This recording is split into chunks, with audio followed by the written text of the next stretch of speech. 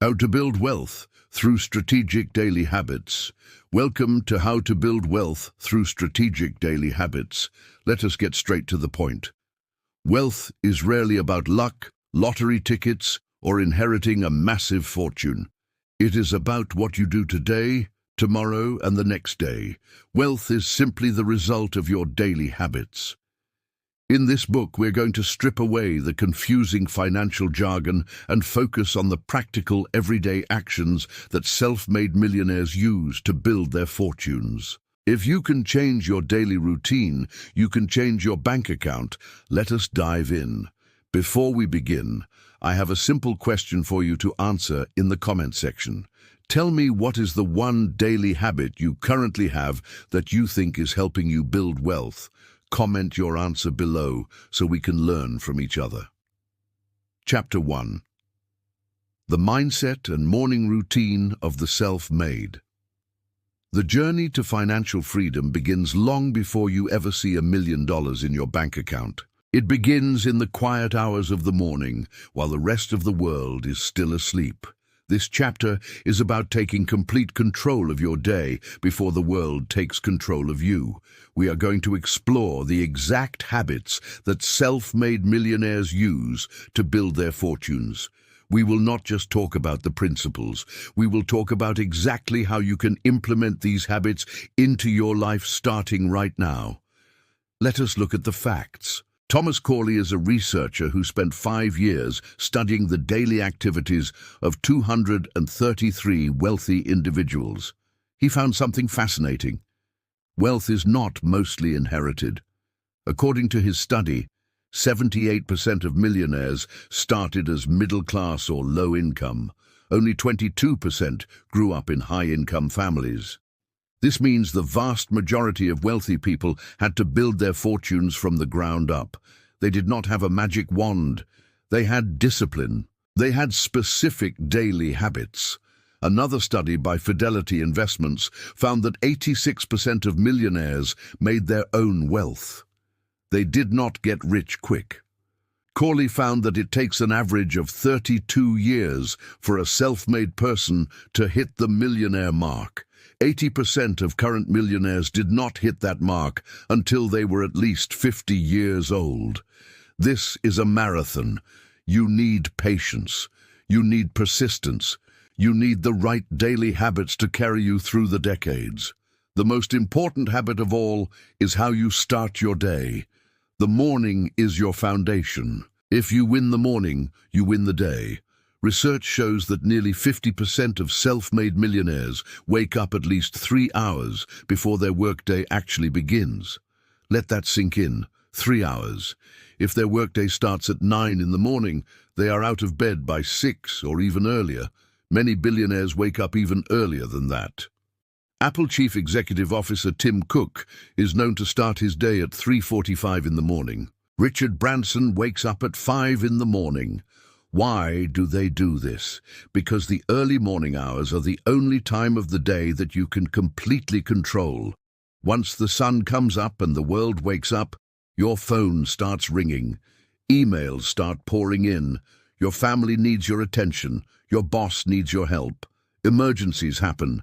If you wait until the end of the day to work on your personal goals, you will never get them done because you will be completely exhausted. The wealthy protect their time by waking up before the demands of the world begin. Now let us talk about how to actually do this. Waking up early is not a genetic gift. It is a trainable skill. You have the power to change your internal clock. Here is the step-by-step process to become an early riser and take control of your morning. Step 1. Win the night before. You cannot master your morning if you do not master your evening. Sleep experts from the Sleep Foundation recommend planning your day the night before. Take 10 minutes every evening to write down what you need to do the next day. Lay out your clothes for the morning. Prepare your work bag. This eliminates decision fatigue. When you wake up early, your brain is still trying to boot up. If you have to make 10 decisions about what to wear and what to eat, you are going to get frustrated and go back to bed. Make it easy for your morning self. Prepare everything in advance. Next, you must set a strict bedtime. If you want to wake up at 5 in the morning, you cannot go to sleep at midnight. You need 7 to 8 hours of sleep to function at a high level. Work backwards from your wake-up time and establish a hard lights-out rule. Turn off all screens at least 30 minutes before bed. The blue light from your phone tricks your brain into thinking it is still daytime, which stops the production of melatonin, the sleep hormone. Read a physical book instead. Slow your brain down. Step 2. The physical alarm clock strategy. The biggest enemy of wealth building is the snooze button. When you hit snooze, you are starting your day with procrastination. You are telling your subconscious mind that your goals are not as important as 9 more minutes of low-quality sleep. To fix this, you must change your environment. Do not sleep with your phone right next to your bed. Put your alarm clock or your phone across the room. Better yet, put it in the bathroom or the kitchen. Make it loud. When that alarm goes off, you must physically throw the covers off, stand up on your 2 feet, and walk across the room to turn it off. By the time you reach the alarm, you are already out of bed. The hardest part is over. Do not negotiate with yourself. Do not lay there and think about how tired you are. Just stand up. Action creates momentum. Step 3. Seek immediate light and movement. Once you turn off the alarm, you need to wake your brain up. According to sleep science, light exposure is the most powerful way to reset your circadian rhythm. Open your blinds immediately. Turn on the bright lights in your house. If possible, step outside for just 5 minutes and let the natural morning light hit your eyes. This signals to your brain that the day has begun, and it stops the release of sleep hormones. Next, drink a large glass of water. You have just gone 7 or 8 hours without hydration. Your brain needs water to function. After you drink your water, move your body. Do 10 jumping jacks, stretch your arms. This gets your blood flowing and shakes off the morning grogginess. Now let us look at the science of waking up alert. You might think you are just not a morning person, but science says otherwise. In November of 2022, scientists at the University of California, Berkeley, published a massive study on how to wake up feeling refreshed. They studied over 800 people to find out why some people wake up full of energy while others wake up feeling terrible. They discovered a simple 3-part formula for waking up alert. First, the people who woke up most alert engaged in substantial physical exercise the day before. Second, they slept longer and woke up slightly later in their individual sleep windows, meaning they got a full night of rest.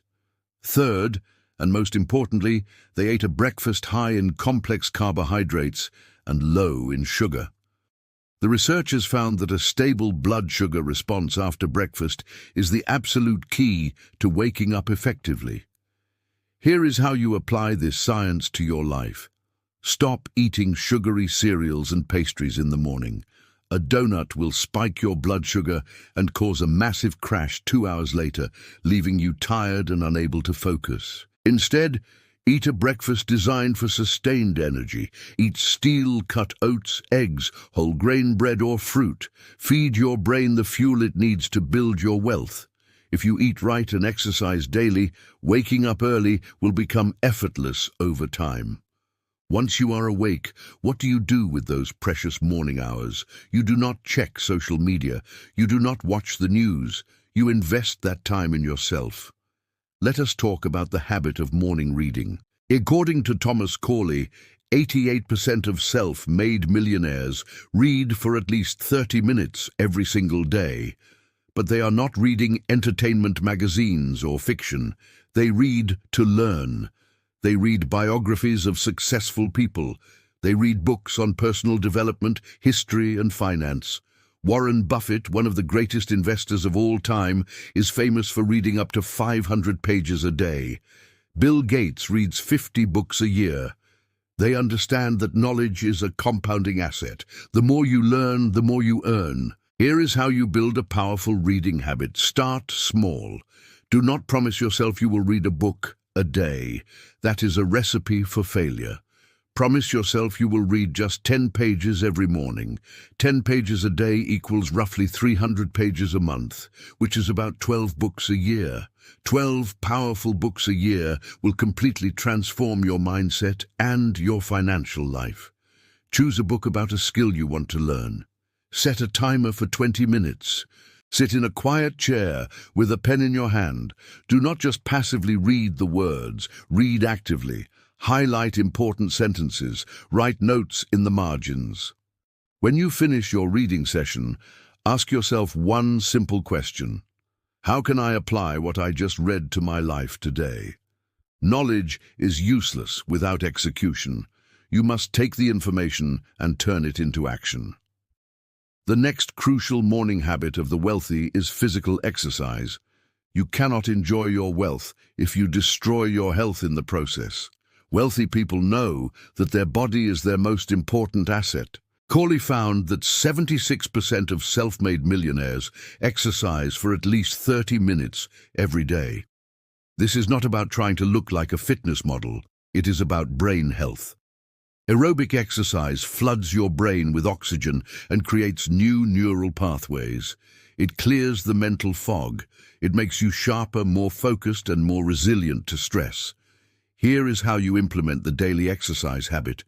You do not need an expensive gym membership. You do not need fancy equipment. You just need to move your body. Start by walking out your front door, walk for 15 minutes in one direction, turn around and walk 15 minutes back. That is your 30 minutes. Do this every single morning. As you walk, do not listen to music. Listen to educational audio programs. Listen to interviews with people who have achieved the success you want. This allows you to stack your habits. You are building your physical health and your mental wealth at the exact same time. If it rains, do push-ups and squats in your living room. The method does not matter as much as the consistency. Make exercise a non-negotiable part of your morning routine. Treat it like an important business meeting with yourself. You would not cancel a meeting with a millionaire, so do not cancel a meeting with your own health. After you have fed your mind and moved your body, it is time to plan your day. The rich do not wander through life aimlessly. They move with intense purpose. They know exactly what they want to get done before the day even begins. Corley noted that 81% of folks who feel financially comfortable keep daily to-do lists, compared to only 19% of those who might be struggling. Setting friendly goals gives your day a nice flow. Here is a gentle way to practice daily planning. Take out a blank piece of paper. Try not to use your phone for this because it can be easy to get sidetracked. Write down the top 3 most helpful things you would like to finish today to gently move your life forward. Not 10 things, just 3. If you have 20 things on your list, you might feel a bit rushed and find it hard to finish anything. Focus on the most meaningful steps. What are the 3 little steps that will actually bring you closer to financial peace? Write them down clearly. Then, set aside a specific time block for each one. Some business leaders block their days into tiny 5-minute pieces to get more done. You really do not need to be that strict at all, but it helps to gently set aside specific hours for specific tasks. For example, tell yourself that from 9 to 11 in the morning, you will work only on your most meaningful project. No phone calls, no emails, just quiet, peaceful effort. When you outline your day on paper, you take gentle charge of your time. Time is a special resource we cannot buy back. Treat your time with care. Spend it happily and wisely. Let us put this lovely morning routine together into a clear, simple timeline. Imagine your alarm goes off at 5 in the morning. It is across the room. You get out of bed smoothly. You turn it off. You drink a large glass of water. From 5 to 5:15, you do some light stretching or walking to gently wake up. From 5:15 to 5:45, you sit quietly and read 10 pages of a helpful book. You jot down some thoughts. You nourish your mind. From 5:45 to 6:15, you enjoy 30 minutes of exercise. You move around. You build a lovely new habit. From 6:15 to 6:30, you take a shower and get dressed. From 6:30 to 6:45, you enjoy a healthy breakfast of wholesome, nourishing food. From 6:45 to 7, you sit down with a pen and paper. You write down your 3 main goals for the day. By 7 in the morning, while others might still be hitting the snooze button and waking up slowly, you have already nourished your mind, refreshed yourself, and gently organized your day. You have already set a wonderful tone for the morning. It is so helpful to know that building financial ease is not a secret kept for a chosen few. It is simply the natural result of steady, positive daily habits. It is really about taking steady steps. Enjoying this routine for one day will not magically create wealth overnight. Doing it for 1 week will not instantly change your bank account. But practicing it happily every single day for years can beautifully guide the direction of your life. It is entirely up to you. You get to shape your own lovely path. Your morning is a nice, fresh start. Instead of letting the day just rush by, you can gently guide how it unfolds. Try to care for the little routines you create. Let go of the patterns that hold you back financially. Welcome the little actions that help you save and grow. It might feel a bit tricky at first. It is totally normal to feel hesitant about change. You might just want to stay tucked into a warm bed.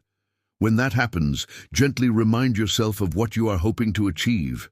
Remind yourself that stretching out of your cozy zone helps you grow. A little bit of gentle effort now feels so much lighter than wishing you had started later. Choose that nice, steady effort every single morning. Wake up with a hopeful heart. Approach your goals with a happy, steady spirit. You already have everything you need inside of you right now to start building your financial comfort. It starts tomorrow morning. Set your alarm. Place it across the room. Give this new routine a fair try. The path to financial ease is walked one cozy morning at a time. Take that first gentle step. Keep moving forward. Build a solid base. Your future self will be so thankful for the care you put in today. Chapter 2. The Magic of Compounding. If you want to learn how savings really grow, it helps to look at a wonderful concept in personal finance. It is an idea so neat that it can turn a very small amount of saved money into a lovely nest egg over time. It is not a secret or tricky strategy. It is not a hidden real estate trick. It is just the simple, everyday beauty of compounding. Compounding is the quiet helper that supports almost everyone who has grown their savings over the years. In this chapter, we will talk about what compounding is, why it can be a little tricky to picture at first, and most importantly, how you can start using it today to happily improve your financial future.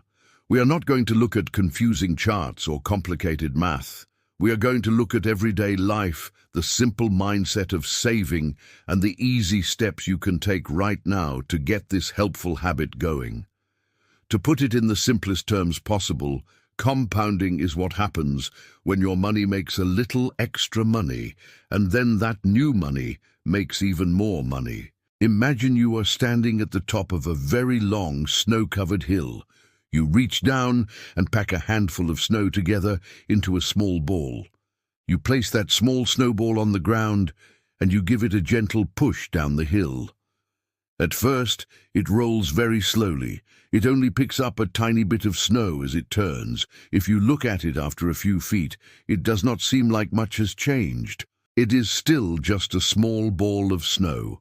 But as it continues to roll, something lovely happens. Because the snowball is slightly bigger, its outside edges are larger, which means it can pick up even more snow on the next roll. As it rolls further down the hill, it begins to grow faster and faster. It picks up a lovely pace. Halfway down the hill, it is the size of a bowling ball. 3/4 of the way down the hill, it is the size of a car.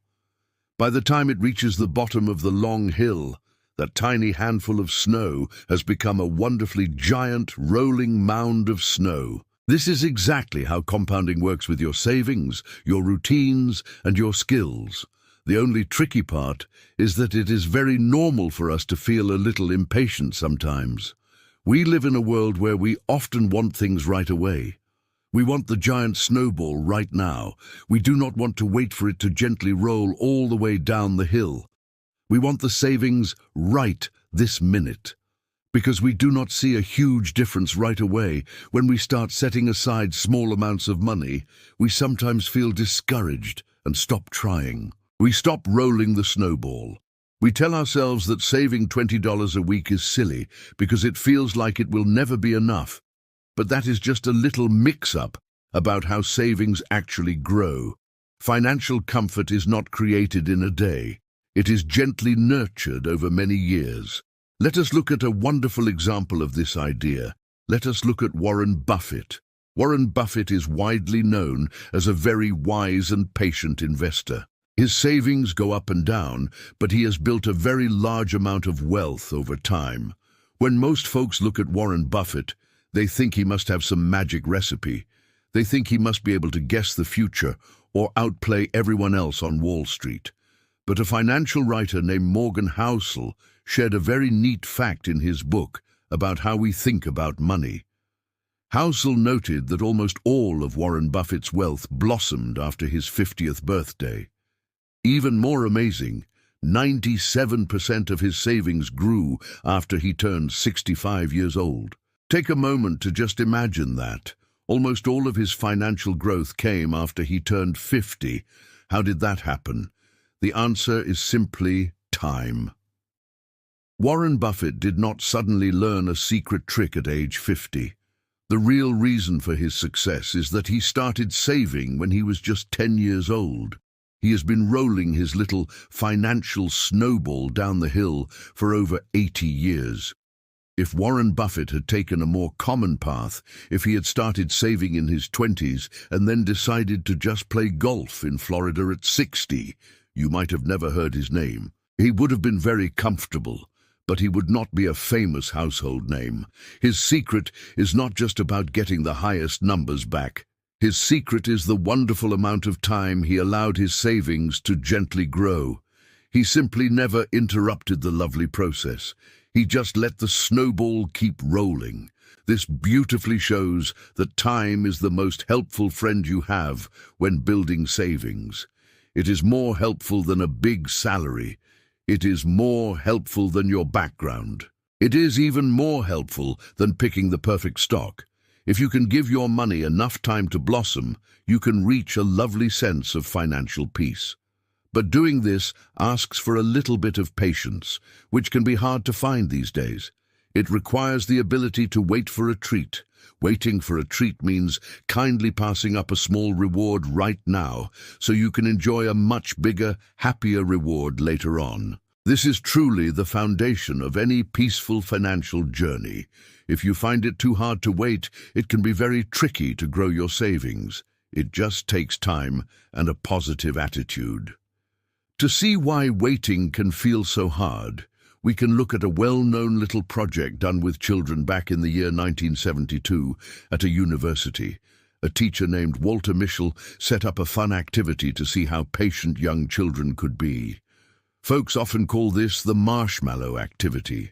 In this activity, the helpers brought kids who were around 4 or 5 years old into a room one by one. In the center of the room was a table, and on the table was a plate. On the plate was a single, fluffy marshmallow. The grown-up told the child that they were going to step out of the room for about 15 minutes. The child was given a simple choice. They could eat the single marshmallow right now. But if they could wait until the grown-up came back without eating the marshmallow, they would get a second marshmallow as a special treat. 1 treat now or 2 treats later. It was a classic chance to practice patience. The helpers then left the room and happily watched the children through a special window. The videos from these moments are both funny and sweet to watch. About 30% of the children ate the marshmallow almost right away. As soon as the door closed, they grabbed the sweet and enjoyed it. Having the treat right then and there was just too tempting. The remaining children tried their best to wait. They came up with all sorts of cute ideas to keep their minds off the fluffy marshmallow sitting right in front of them. Some children covered their eyes so they would not have to look at it. Some children turned their chairs around to face the wall. Some sang sweet songs to themselves. Some tapped the desk gently. Some put their heads down on their arms and tried to sleep. In the end, only about 30% of the children were able to happily wait the entire 15 minutes to receive the second marshmallow. While this little activity is sweet on its own, the really neat part came decades later. The original helpers caught up with these exact same children as they grew into teenagers and adults to see how they were doing. What they found was so heartwarming. The children who were able to wait patiently for the second marshmallow generally seemed to experience very sunny, positive paths in life. They did well on their high school tests. They had an easier time managing daily worries. They enjoyed their schooling. They generally made much healthier lifestyle choices. They kept up wonderful habits for their daily well-being, and perhaps most importantly for our chat, they were much more likely to feel comfortable with their finances. Why did the children who waited have such a lovely time as they grew up? Because the exact same mental muscle that is required to wait for a second marshmallow is the exact same mental muscle required to save money. The modern world is completely filled with financial marshmallows. Every time you open your phone, an advertisement tries to sell you a new pair of shoes, a new car, or a new television. Credit card companies offer you the ability to buy these things immediately, even if you do not have the money. They are offering you the single marshmallow right now. When you take out a loan to buy a car you cannot afford to impress people you do not even like, you are eating the marshmallow. When you put a luxury vacation on a high-interest credit card, you are eating the marshmallow. To build wealth, you must train your brain to wait for the second marshmallow. You must look at the expensive car and realize that if you take that monthly payment and invest it instead, it will turn into an absolute fortune in the future. You are sacrificing a small comfort today for massive financial freedom tomorrow. How do we actually train this delayed gratification muscle in our daily lives? Here is your first highly actionable step. It is called the 48-hour rule. From this day forward, whenever you feel the urge to make a non-essential purchase that costs over a certain amount of money, let us say $50, you must force yourself to wait 48 hours before buying it. If you see a jacket online that you want, put it in the digital cart, but do not check out. Close the laptop, walk away. Force a 48-hour gap between the impulse and the action. What you will discover is that your emotional desire to buy the item will completely evaporate after a day or two. You will realize you did not actually need the jacket. You just wanted the temporary dopamine rush of buying something new. By implementing this simple daily habit, you will save yourself thousands of dollars a year. That is money that you can now use to build your financial snowball. Now that we understand the psychology of delayed gratification, let us dive deeply into the mathematics of compounding to see exactly why it is so powerful. I want to present you with a hypothetical choice. It is a famous thought experiment that perfectly illustrates how badly the human brain misunderstands exponential growth. Imagine I offer you two options. Option 1 is a briefcase containing $1 million in cold, hard cash right now. Option 2 is a single magical copper penny. But this penny has a special property. It will double in value every single day for 30 days. Which option do you choose? Almost everyone instinctively chooses the $1 million. It feels safe. It is a huge amount of money. The idea of a single penny seems completely worthless. But let us walk through the math of the doubling penny to see what actually happens. On day 1, you have 1 cent. On day 2, it doubles to 2 cents. On day 3, it doubles to 4 cents. On day 4, it is 8 cents. By day 10, 1/3 of the way through the month, your magical doubling penny has only grown to $5.12. At this point, if you chose the penny, you are probably feeling completely foolish. Your friend who took the $1 million is driving a luxury sports car and buying a mansion. You have enough money to buy a cup of coffee. This is the exact point where most people give up on building wealth. This is the valley of disappointment. You have been saving, you have been investing, you have been disciplined, and your account balance still looks tiny, but you must not interrupt the compounding. You must let it keep doubling. Let us keep going. On day 15, halfway through the month, your penny has grown to $163. On day 20, two-thirds of the way through the month, it is at $5,242. It is still nowhere near $1 million. But watch what happens in the final 10 days.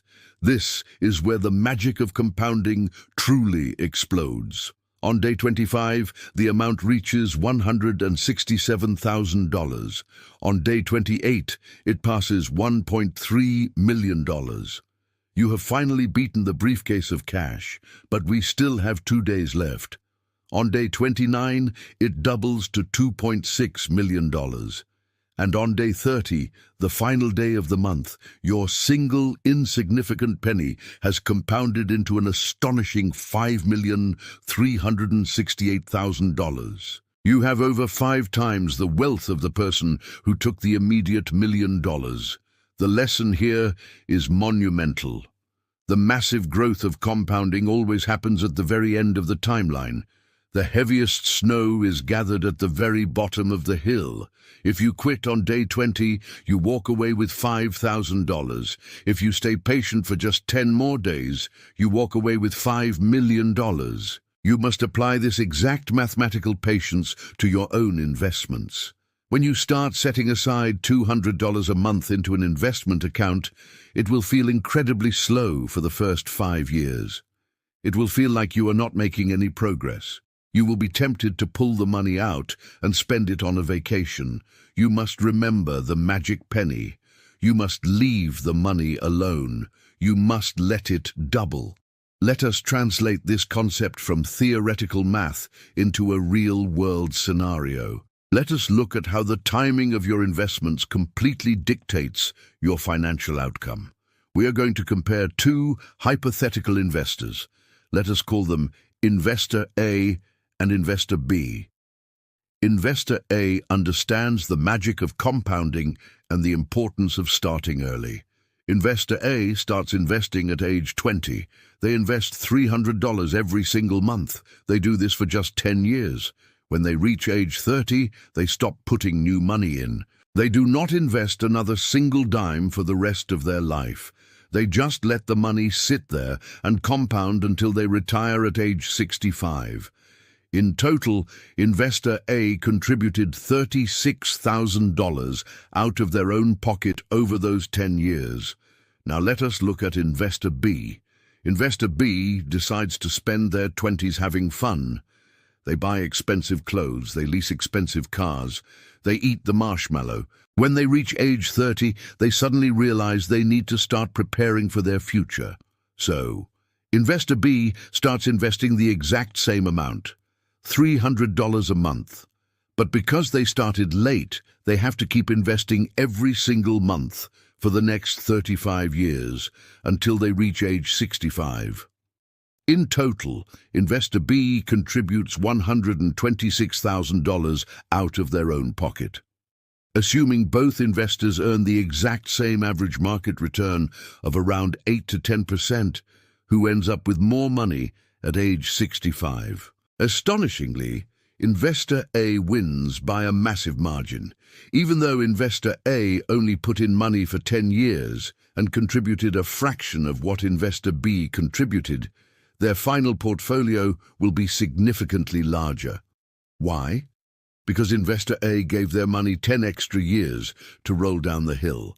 That early money had more time to compound, and eventually the compounding growth became far more powerful than the actual monthly contributions of Investor B. This proves a fundamental principle of building wealth. It is not about timing the market, it is about time in the market. Every single day that you wait to start saving and investing is a day of compounding growth that you can never get back. If you are young, your absolute greatest financial asset is not your current salary. Your greatest asset is time.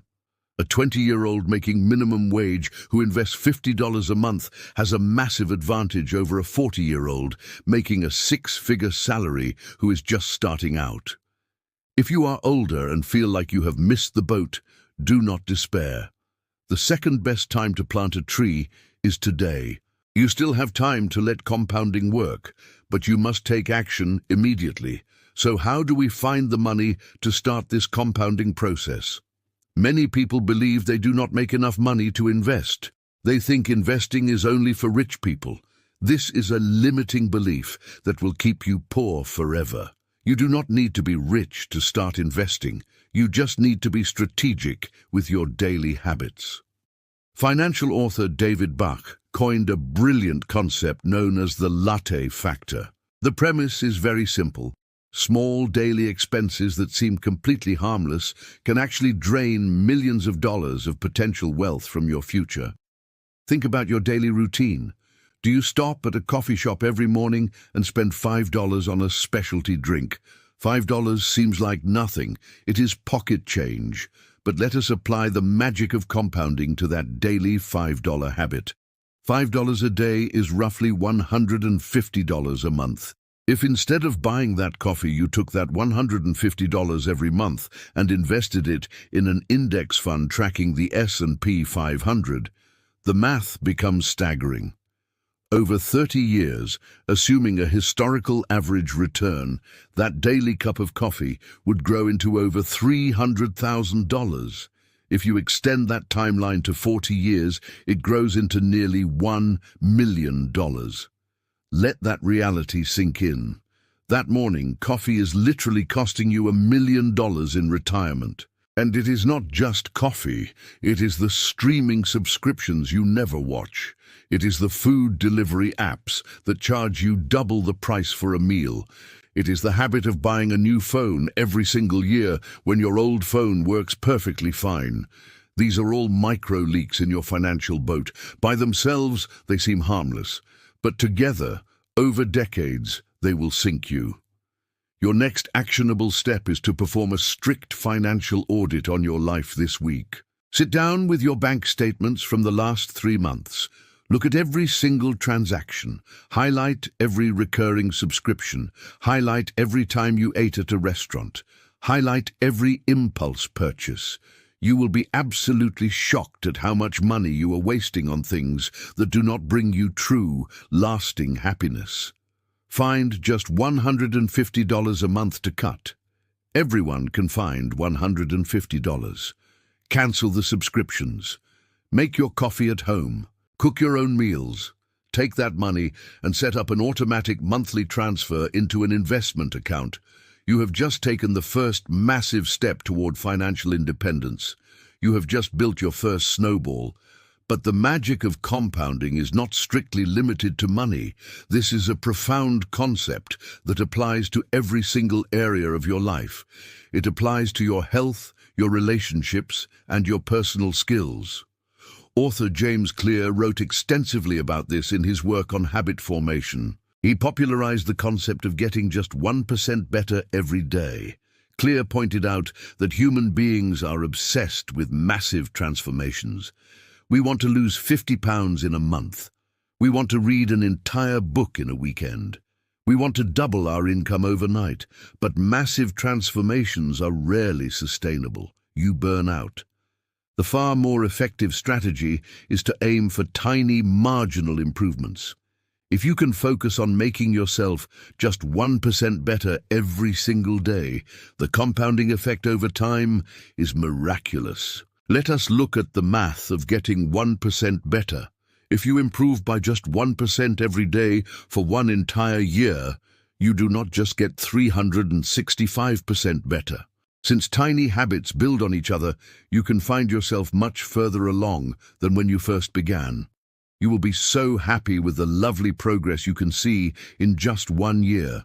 Try to learn a little bit every day, like reading a short story about money while you have breakfast.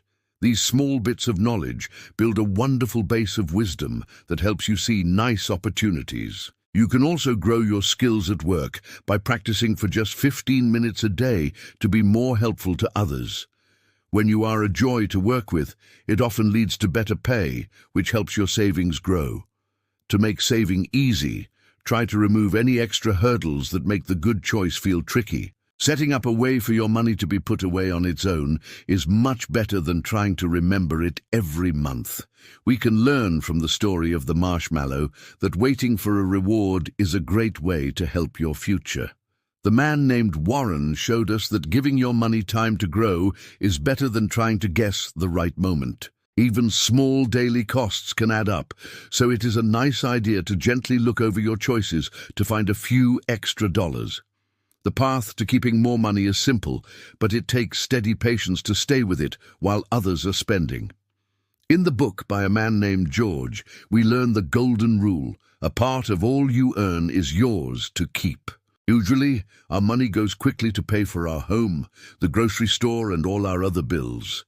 It can feel like you are giving your time just to pay everyone else, so try to change the order. Before you pay for anything else, take a set amount and put it in a safe place for your future.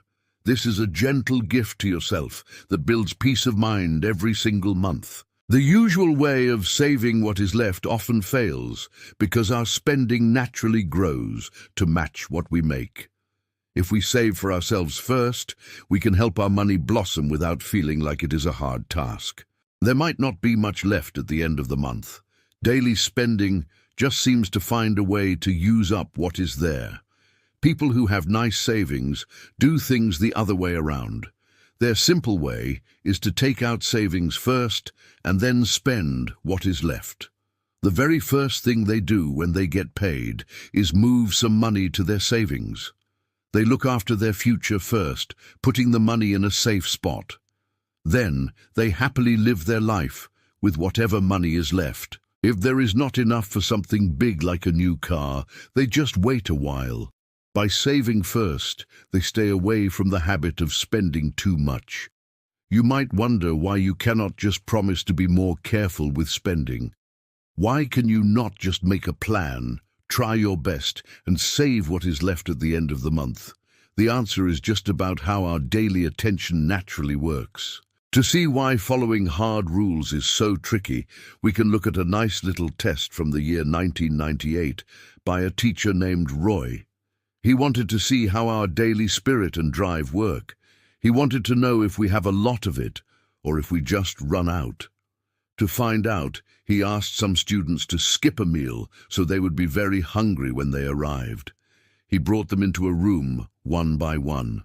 In the middle, there was a table with 2 plates of food. One plate had warm, fresh cookies.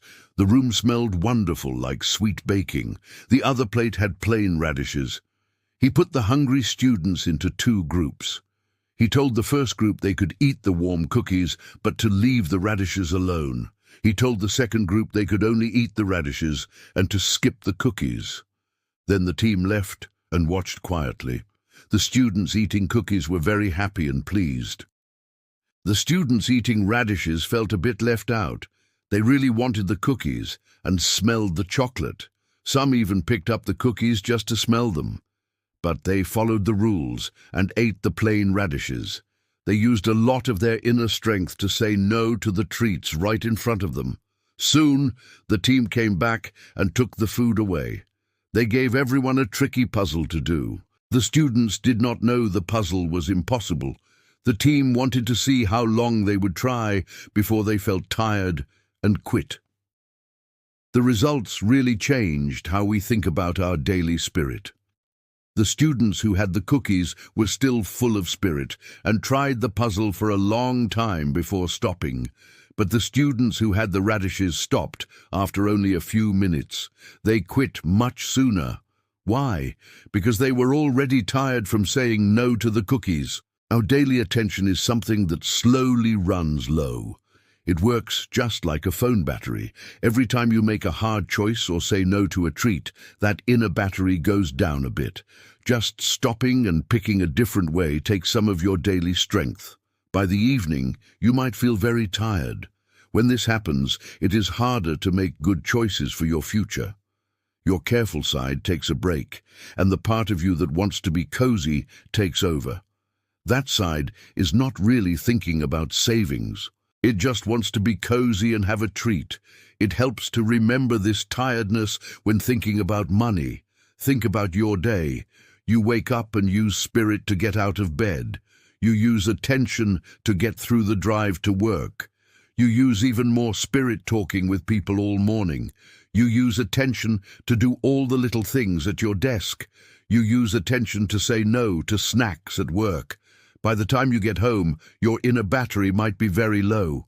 You might just want to rest without thinking about any rules. If your savings plan needs you to log in, see what is left, and move the money yourself, it can be very hard to do. Your tired mind wants a break. It tells you that you worked hard and deserve something nice. You might decide to spend that money on a nice dinner or a small trip to rest. Using your daily strength to save is hard because our busy days are tiring. Our best plans can slip away when we are tired. A nice way to handle this is to let your setup do the saving for you. You can let your savings happen on their own. You can set up a quiet way for it to happen without you needing to do anything. This is a sweet habit that many people use. They do not have to wake up and try hard to save every day. They made the choice once and use simple tools to make it happen on its own. When it happens on its own, you fix the biggest problem, which is extra steps. An extra step is just anything that makes a good habit feel like more work. If you have to log in, do math and click buttons every time you want to save, it is a lot of work. Making it happen on its own takes away those steps. It helps you save money before you even see it. When the money is put away and you do not see it, you do not think about it. It is much easier not to spend it then. To see how helpful this is, we can look at a nice story about how people handle money. Years ago, two friendly teachers noticed a common problem people have at work. A company saw its team was not saving enough for later. The people were very smart and knew they should save, but they were tired at the end of the day and spent more as they made more. It was hard to move money out of their pay. They felt they needed all their pay for daily life. The teachers had a clever idea called Save More Tomorrow. The idea was built around how we naturally like to do things. Instead of asking people to save money they have now, they asked them to save money from future raises. For example, if they got a small raise, some of that new money would go to savings and some would go to their pay. Because it came from a future raise, nobody felt a loss. Their pay never actually went down. It just grew a little slower. The best part was that it happened all by itself. They only had to choose to join once. After that, it happened quietly in the background. They never had to think about it again. The results were lovely and brought nice changes. Before this, the team was only saving a tiny bit of their pay. After joining the plan for a while, their savings grew to a much larger amount. Most people happily joined, and most stayed with it for years because it was so easy. When we do not have to choose every day, we just stick with what is already there. This story shows that people want to save, but it helps when the system does the work for them. You can be your own gentle guide. You can set up your own plan. It is nice to let it happen on its own so it grows. Before you start, it helps to know where the money goes. You just need a simple way to sort your pay. You do not need a big, difficult list. Hard plans feel like too much and take too much attention to keep up with. You just need a simple way. One of the nicest ways to handle savings is a simple rule about percentages. This rule was shared by a lady named Elizabeth in her nice book about money. The idea takes your pay and gently puts it into 3 different spots. The first spot is for your everyday needs. This should be about half of your pay. Needs are the things you use to live and go to work. This includes your rent or house payment. It includes groceries. It covers bills like water and light. It includes any regular payments for money you borrowed. It also includes the cost of getting to work. If you had a hard time, these are the things you would still want to pay for. Imagine a friend who makes $4,000 a month. Half of that is $2,000. So their bills should fit inside that amount. If their rent is high, they only have a little left for food and lights. They might see that too much goes to their home, which makes things feel a little tight. If your needs cost more than half of your pay, it might be a good time to gently change your plan. The second bucket is dedicated to your personal wants. This bucket gets exactly 30% of your income. It is very important to understand that building wealth is not about living a miserable, deprived life in a dark room. You are absolutely allowed to enjoy the hard-earned money you create. Your wants include dining out at nice restaurants with your friends. They include buying nice clothes that are not strictly necessary for your job. They include going to the movie theater, buying concert tickets, taking weekend vacations, and paying for digital streaming services. In our example of the person making $4,000 a month, 30% equals $1,200. That is a massive, generous amount of money allowed for pure enjoyment and hobbies. The 30% bucket gives you total psychological permission to spend money on things that bring you happiness without feeling an ounce of guilt, because you know with absolute certainty that your financial future is already funded. The third bucket is the most critical component of your entire life. This is your savings and investment bucket. This is where you actually pay yourself first. Exactly 20% of your take-home pay must go into this bucket immediately upon receiving your paycheck. This 20% is the snowball we discussed in the previous chapter. This is the capital that will compound over decades and buy your ultimate financial freedom. In our $4,000 a month example, 20% is $800. By automatically sweeping that $800 away every single month, this person is saving nearly $10,000 a year without even thinking about it. Over 10 years, that is $100,000 of raw savings. And that does not even include the massive, explosive gains from compounding interest in the stock market. This bucket is used exclusively for building your emergency fund, investing for retirement, and paying off toxic high-interest debt. Now that you clearly understand the mathematical percentages of the 50-30-20 rule, we must construct the actual physical machinery that will route your money to the correct places. You absolutely cannot keep all your money sitting in one single checking account. If you log into your bank application and see a massive pile of unallocated cash sitting in one place, your emotional brain will think you are rich. Your willpower will fail, and you will be intensely tempted to spend it. You must create a system of artificial scarcity by moving the money completely out of sight. You need 3 specific, separate types of accounts to build your wealth machine. First, you need a primary checking account. This account serves entirely as your central processing hub.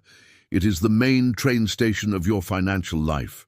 Your money arrives here from your employer, but it absolutely does not stay here. It only stops temporarily before being routed to its final destination. The only money that should ever remain in this primary checking account is the exact amount needed to pay your basic 50% needs and your 30% wants, plus a small cash buffer to prevent any accidental overdraft fees.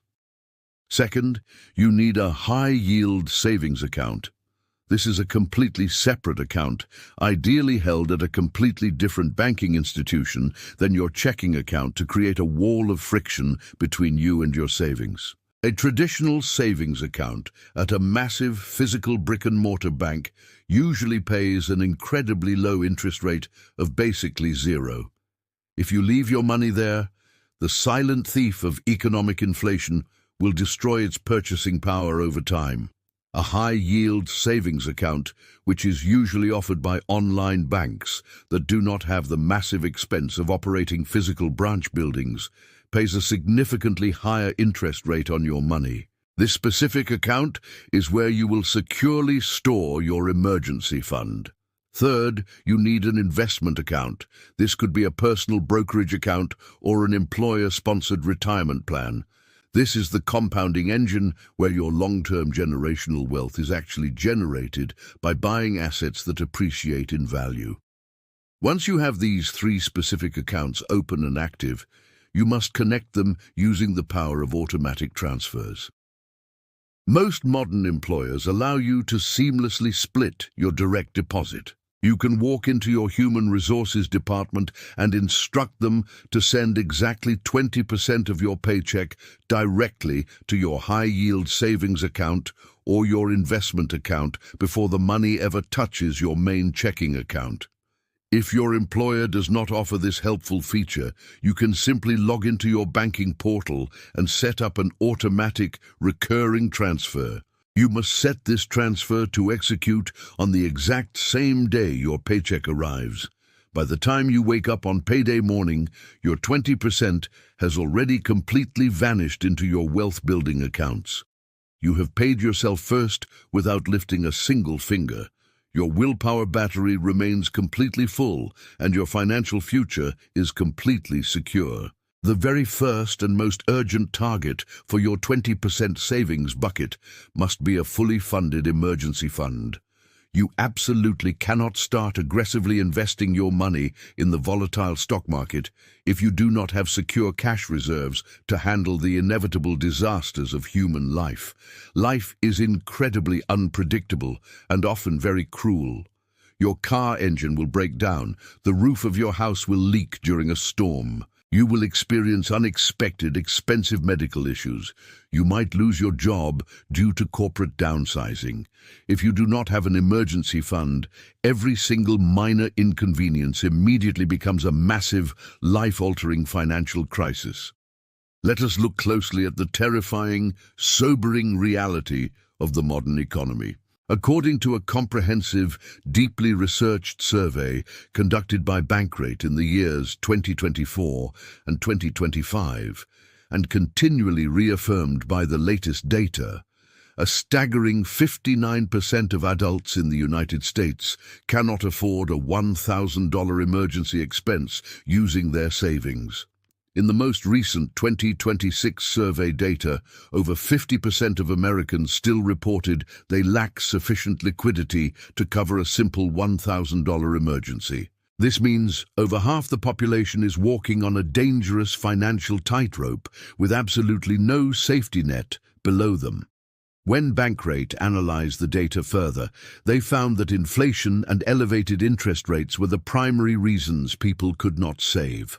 The study noted that younger generations, especially millennials between the ages of 29 and 44, were the most likely to have completely drained their emergency savings just to pay for basic monthly bills, day-to-day expenses, and medical emergencies. Furthermore, the Federal Reserve conducts an annual study called the Survey of Household Economics and Decision-Making. Recent data from this massive government report revealed that when faced with a relatively small, hypothetical, unexpected expense of just $400, over 37% of adults would not be able to cover it completely with cash or its equivalent.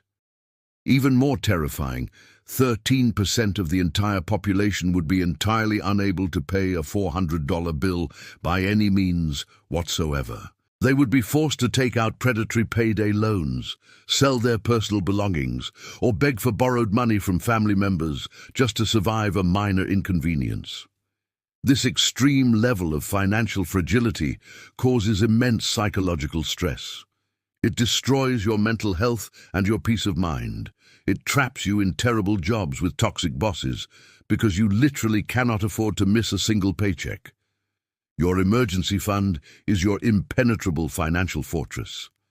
It protects your investments. If you have all your money tied up in the stock market and your transmission explodes, you do not want to be forced to sell your stocks during a massive market downturn just to pay the mechanic.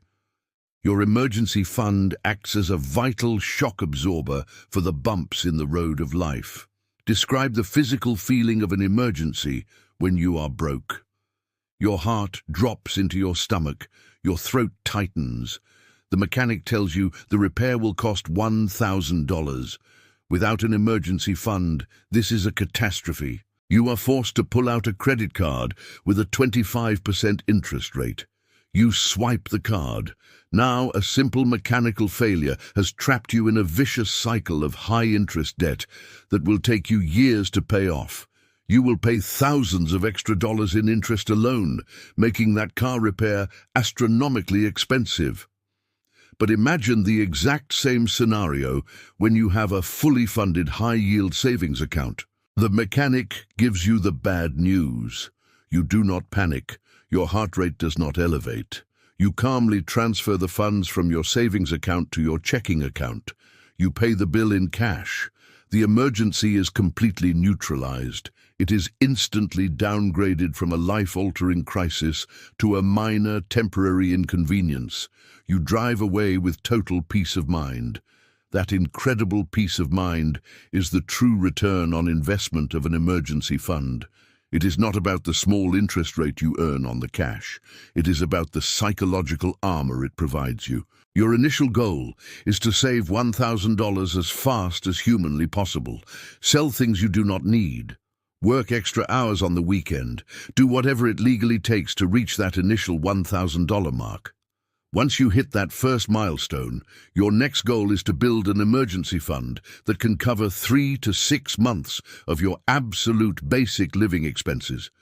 Calculate exactly how much money you need to survive for 1 month if you lost your job. Multiply that exact number by 6.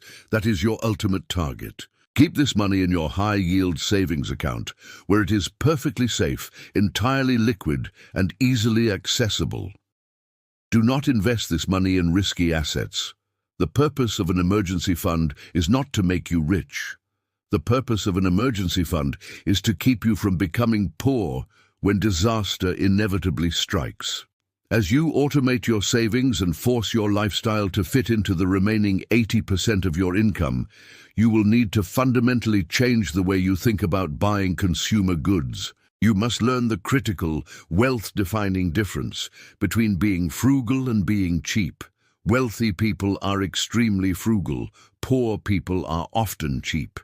Being cheap means you make your purchasing decisions based entirely on the lowest initial price tag, completely regardless of the quality or the durability of the item. Being frugal means you make your purchasing decisions based on the long-term value and the total cost of ownership over the lifespan of the item. Let us explore a famous conceptual framework known as the Boots theory of socio-economic unfairness. Imagine 2 workers who both desperately need a pair of boots for their hard physical labor. The cheap worker looks at a pair of high-quality, durable leather boots that cost $100. He thinks that is far too expensive. Instead, he buys a cheap, poorly made pair of boots for only $20. The frugal worker, who understands the concept of long-term value, saves up his money and buys the $100 pair of boots. What happens over the next 5 years of hard labor? The cheap $20 boots have terrible thin soles. They leak cold water. They hurt the worker's feet. And because they are so poorly made, they completely fall apart after just 6 months. The cheap worker has to go back to the store and buy another $20 pair. He does this twice a year for 5 entire years. By the end of the 5 years, the cheap worker has spent $200 on boots, and his feet are still continually wet and in pain. The frugal worker, however, bought the $100 boots. Because they were made of excellent leather and had strong, thick soles, they lasted the entire 5 years without breaking down. His feet remained dry and comfortable. At the end of the 5 years, the frugal worker has only spent $100, while the cheap worker has spent twice as much money. The cheap worker spent more money to receive a significantly worse experience. This is the ultimate trap of buying low-quality goods.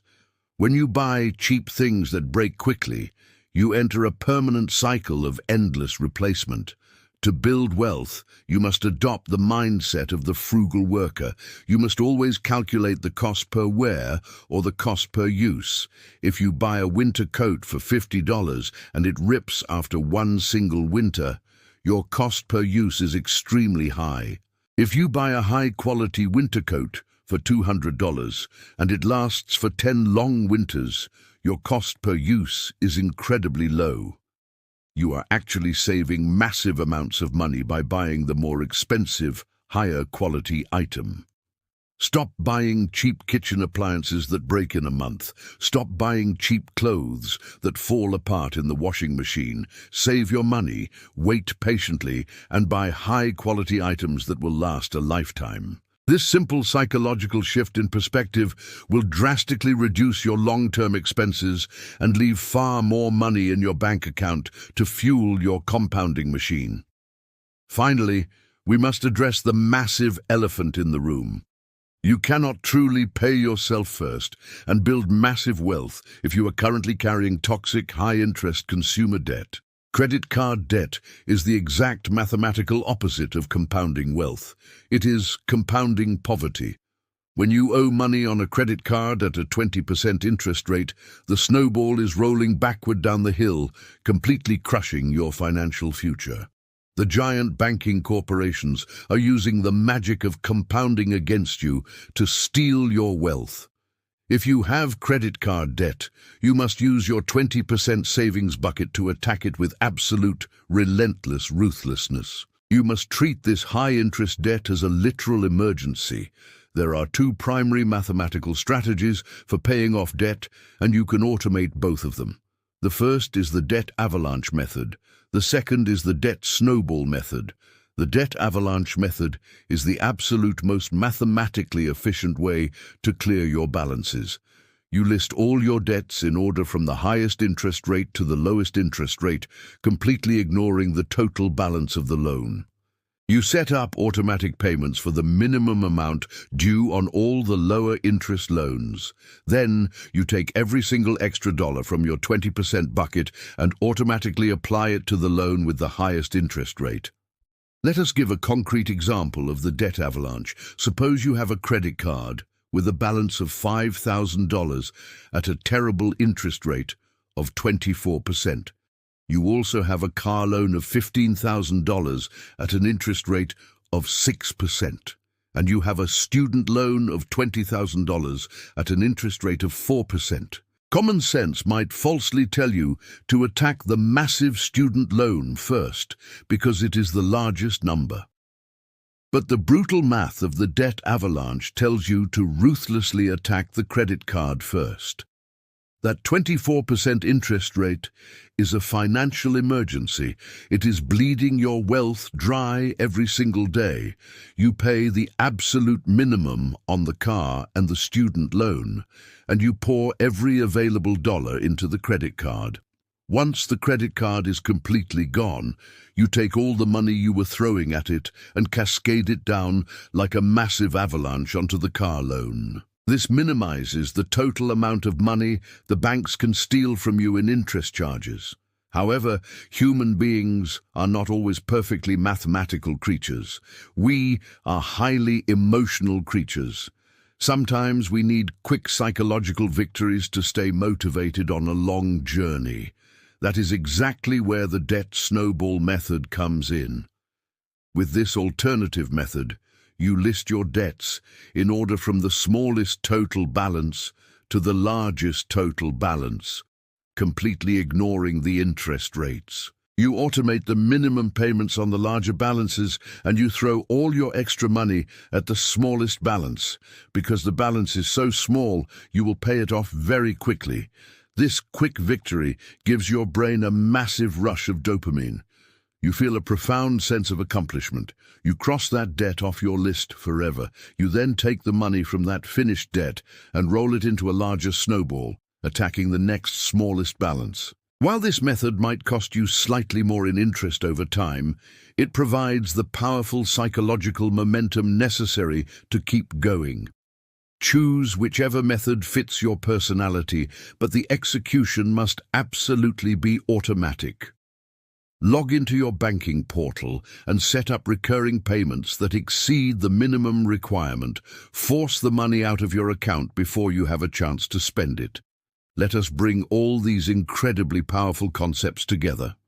Paying yourself first is not just a clever financial tactic, it is a profound, life-changing declaration of your own self-worth. When you spend all your money on consumer goods, you are working entirely to enrich other people.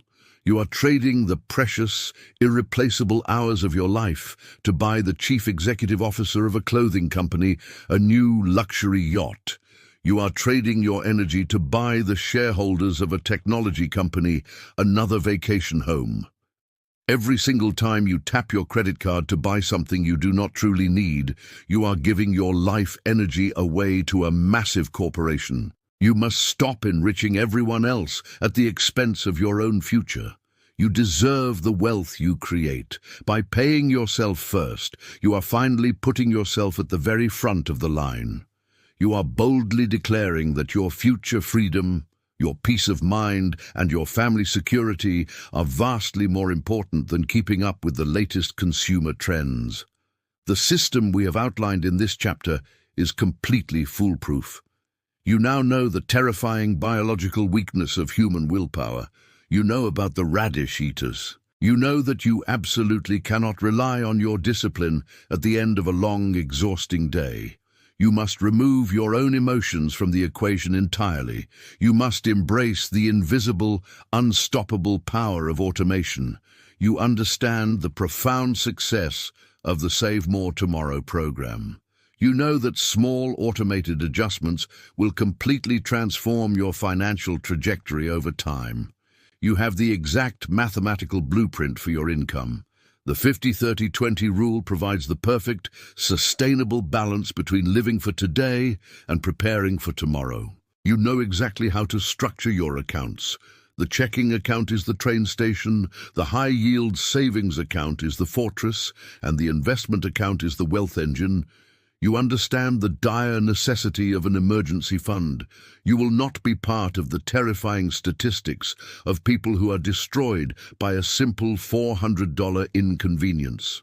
You have learned the critical difference between the cheap worker and the frugal worker. You will focus intensely on long-term value over short-term price tags. And you have the strategies to aggressively eradicate any toxic debt that is holding you back. The path is perfectly clear. The tools are right in front of you.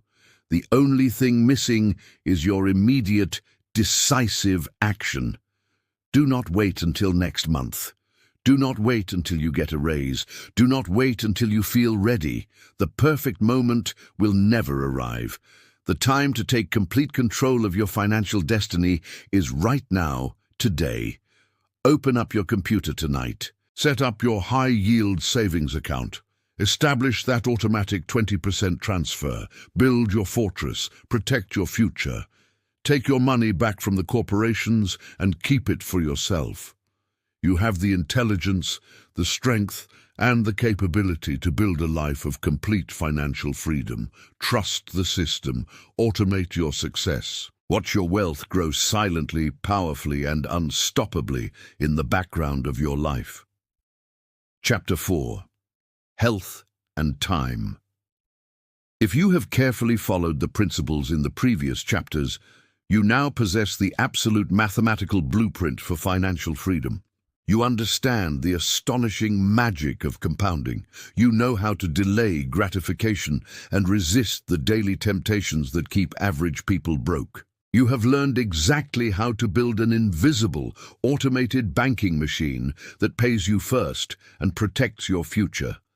But all of these mechanical strategies and financial systems rely on one fundamental assumption. They assume that you will actually be alive, healthy, and energized enough to push the snowball down the hill. What good is a multi-million-dollar investment portfolio if you are sitting in a hospital bed? What good is a perfectly automated banking system if you are too exhausted and burnt out to enjoy the life you are building? In this chapter, we are going to radically shift our perspective. We're going to stop looking at the numbers in your bank account and start looking closely at the two most valuable, irreplaceable assets you will ever possess: your physical health and your daily time. The wealthy understand a profound truth that the middle class completely ignores. Health and time are the actual currencies of life. Money is simply a byproduct of how well you manage your health and your time. If you squander your physical energy by eating terrible food and refusing to sleep, you will never have the mental stamina required to make intelligent financial decisions. If you squander your time by staring at a glowing screen for 7 hours a day, you will never have the opportunity to build your skills and increase your value to the marketplace. We are going to explore the terrifying, verified statistics regarding how poor health is completely destroying the modern economy. We will look at the exact science of sleep and how a lack of rest literally makes you poorer. We will completely dismantle the modern obsession with busyness. Most importantly, we will provide you with the exact, step-by-step, actionable habits you need to reclaim your energy, take back your calendar, and multiply your daily productivity. Let us begin with the ultimate biological currency: sleep. There is a toxic, pervasive myth in modern hustle culture. You hear it everywhere on social media. People say that if you want to be a millionaire, you have to sleep when you are dead. They say you must sacrifice your rest, work 20 hours a day, and run on pure caffeine and willpower. This is not just terrible advice. It is scientifically and financially disastrous. Refusing to sleep does not make you a hero. It makes you biologically incompetent and financially vulnerable. To understand the massive financial impact of sleep, we must look at the groundbreaking research of Matthew Walker, a renowned professor of neuroscience and psychology at the University of California, Berkeley. Professor Walker has spent decades studying the exact biological functions of sleep and how they impact human performance. The data he has uncovered regarding the economic cost of sleep deprivation is absolutely staggering. According to a massive study conducted by the research organization RAND Europe, and frequently cited by Professor Walker, chronic sleep deficiency drains the United States economy by an estimated $411 billion every single year. Let that number sink into your mind. $411 billion. That is roughly 2.28% of the entire gross domestic product of the country. This massive sum of money is completely lost due to reduced workplace productivity, severe cognitive impairment, workplace accidents, and massive strains on the healthcare system caused by tired workers. The problem is not unique to America. The exact same study found that sleep deprivation costs the economy of Japan $138 billion annually. It costs the economy of Germany $60 billion. It costs the United Kingdom $50 billion. When you refuse to sleep, you are not increasing your productivity. You are actively destroying it. Professor Walker notes that employees who consistently sleep less than 6 hours a night lose the equivalent of 6 full workdays of productivity every single year, compared to those who get 7 or 8 hours of rest. They are physically sitting at their desks, but their brains are completely malfunctioning. Let us look closely at what actually happens inside your brain when you try to operate on 4 or 5 hours of sleep. Professor Walker points out a terrifying medical reality. After being awake for 20 hours straight, you are as cognitively impaired as someone who is legally drunk. If you came to your office heavily intoxicated, you would be immediately fired because you would be a massive liability. But when you come to the office severely sleep-deprived, society wrongly congratulates you for being a hard worker. When you are sleep-deprived, the absolute first thing to shut down is the prefrontal cortex of your brain. As we discussed in the previous chapters, the prefrontal cortex is the logical, rational, long-term planning center of your mind. It is the exact part of the brain you desperately need to successfully pass the Stanford marshmallow test. It is the part of the brain that allows you to delay gratification. When your prefrontal cortex shuts down due to exhaustion, the primitive, emotional center of your brain takes complete control. This means that a lack of sleep directly causes you to make terrible financial decisions. When you are exhausted, your willpower battery is entirely empty before the day even begins. You are highly impulsive. You are far more likely to buy expensive, unhealthy fast food because you do not have the energy to cook. You are far more likely to skip your daily workout. You are far more likely to make an impulsive online purchase just to get a quick rush of dopamine to wake yourself up. You are vastly more likely to snap at your boss or your co-workers, jeopardizing your primary source of income. Sleep debt acts exactly like high-interest credit card debt. It aggressively compounds against you, stealing your health, your intelligence, and your wealth every single day. How do we fix this? You must immediately reframe how you view your bedtime. Sleep is not a luxury. Sleep is your most powerful economic engine. Sleep is a daily financial investment that pays massive guaranteed dividends in cognitive sharpness, emotional resilience, and physical energy.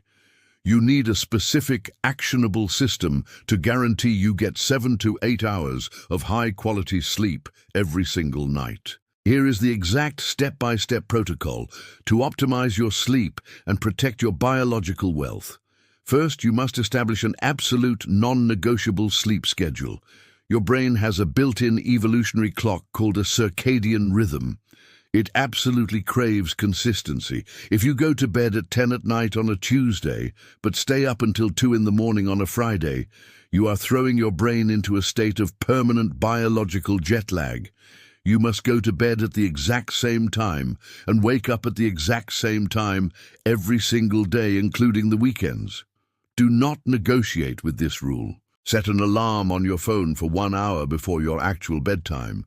When that alarm rings, it is your signal to begin shutting down your life. Second, you must completely manipulate the light in your environment. Human biology is designed to fall asleep when the sun goes down and wake up when the sun comes up. In the modern world, we have completely destroyed this natural cycle with artificial lighting. The absolute worst offender is the blue light emitted by your cellular phone, your computer monitor, and your television screen. Blue light completely stops your brain from producing melatonin, which is the vital hormone that signals to your body that it is time to sleep. You must enforce a strict digital curfew. 1 hour before your designated bedtime, you must turn off all electronic screens. Do not watch television in bed. Do not scroll through social media under the covers. If you absolutely must read from a screen, invest in a pair of high-quality blue light blocking glasses. But ideally, you should switch to reading a physical paper book. This single habit will dramatically decrease the time it takes you to fall asleep. Third, you must control the temperature of your sleeping environment. To fall into a deep, restorative sleep, your core body temperature actually needs to drop by about 1 or 2 degrees. If your bedroom is too warm, your brain will struggle to initiate the sleep sequence. The optimal sleeping temperature for most human beings is surprisingly cool, generally between 60 degrees and 67 degrees Fahrenheit. Turn your thermostat down before you get into bed. Wear light clothing. Use breathable blankets. You want your room to mimic a dark, cool cave. Fourth, you must aggressively protect your mornings with natural light. The moment your morning alarm goes off, as we discussed in Chapter 1, you must immediately expose your eyes to bright sunlight. This instantly shuts off the remaining melatonin in your brain and resets your circadian clock for the new day. By implementing this strict 4-part sleep protocol, you will completely eliminate the brain fog that keeps most people trapped in mediocrity. You will wake up with the mental clarity required to dominate your financial goals. Now that we have secured your rest, we must look at the waking physical engine of your body, your diet, and your daily physical movement. Let us look at the terrifying financial cost of poor physical health. The Centers for Disease Control and Prevention recently reported that productivity losses linked directly to employee absenteeism cost employers $225.8 billion annually in the United States alone. That breaks down to roughly $1,685 per employee every single year. But absenteeism is only half the problem. There is an even more insidious phenomenon known as presenteeism. Presenteeism occurs when an employee is physically present at their job, but they are severely ill, suffering from a chronic health condition, or completely exhausted, meaning their actual productivity is effectively zero.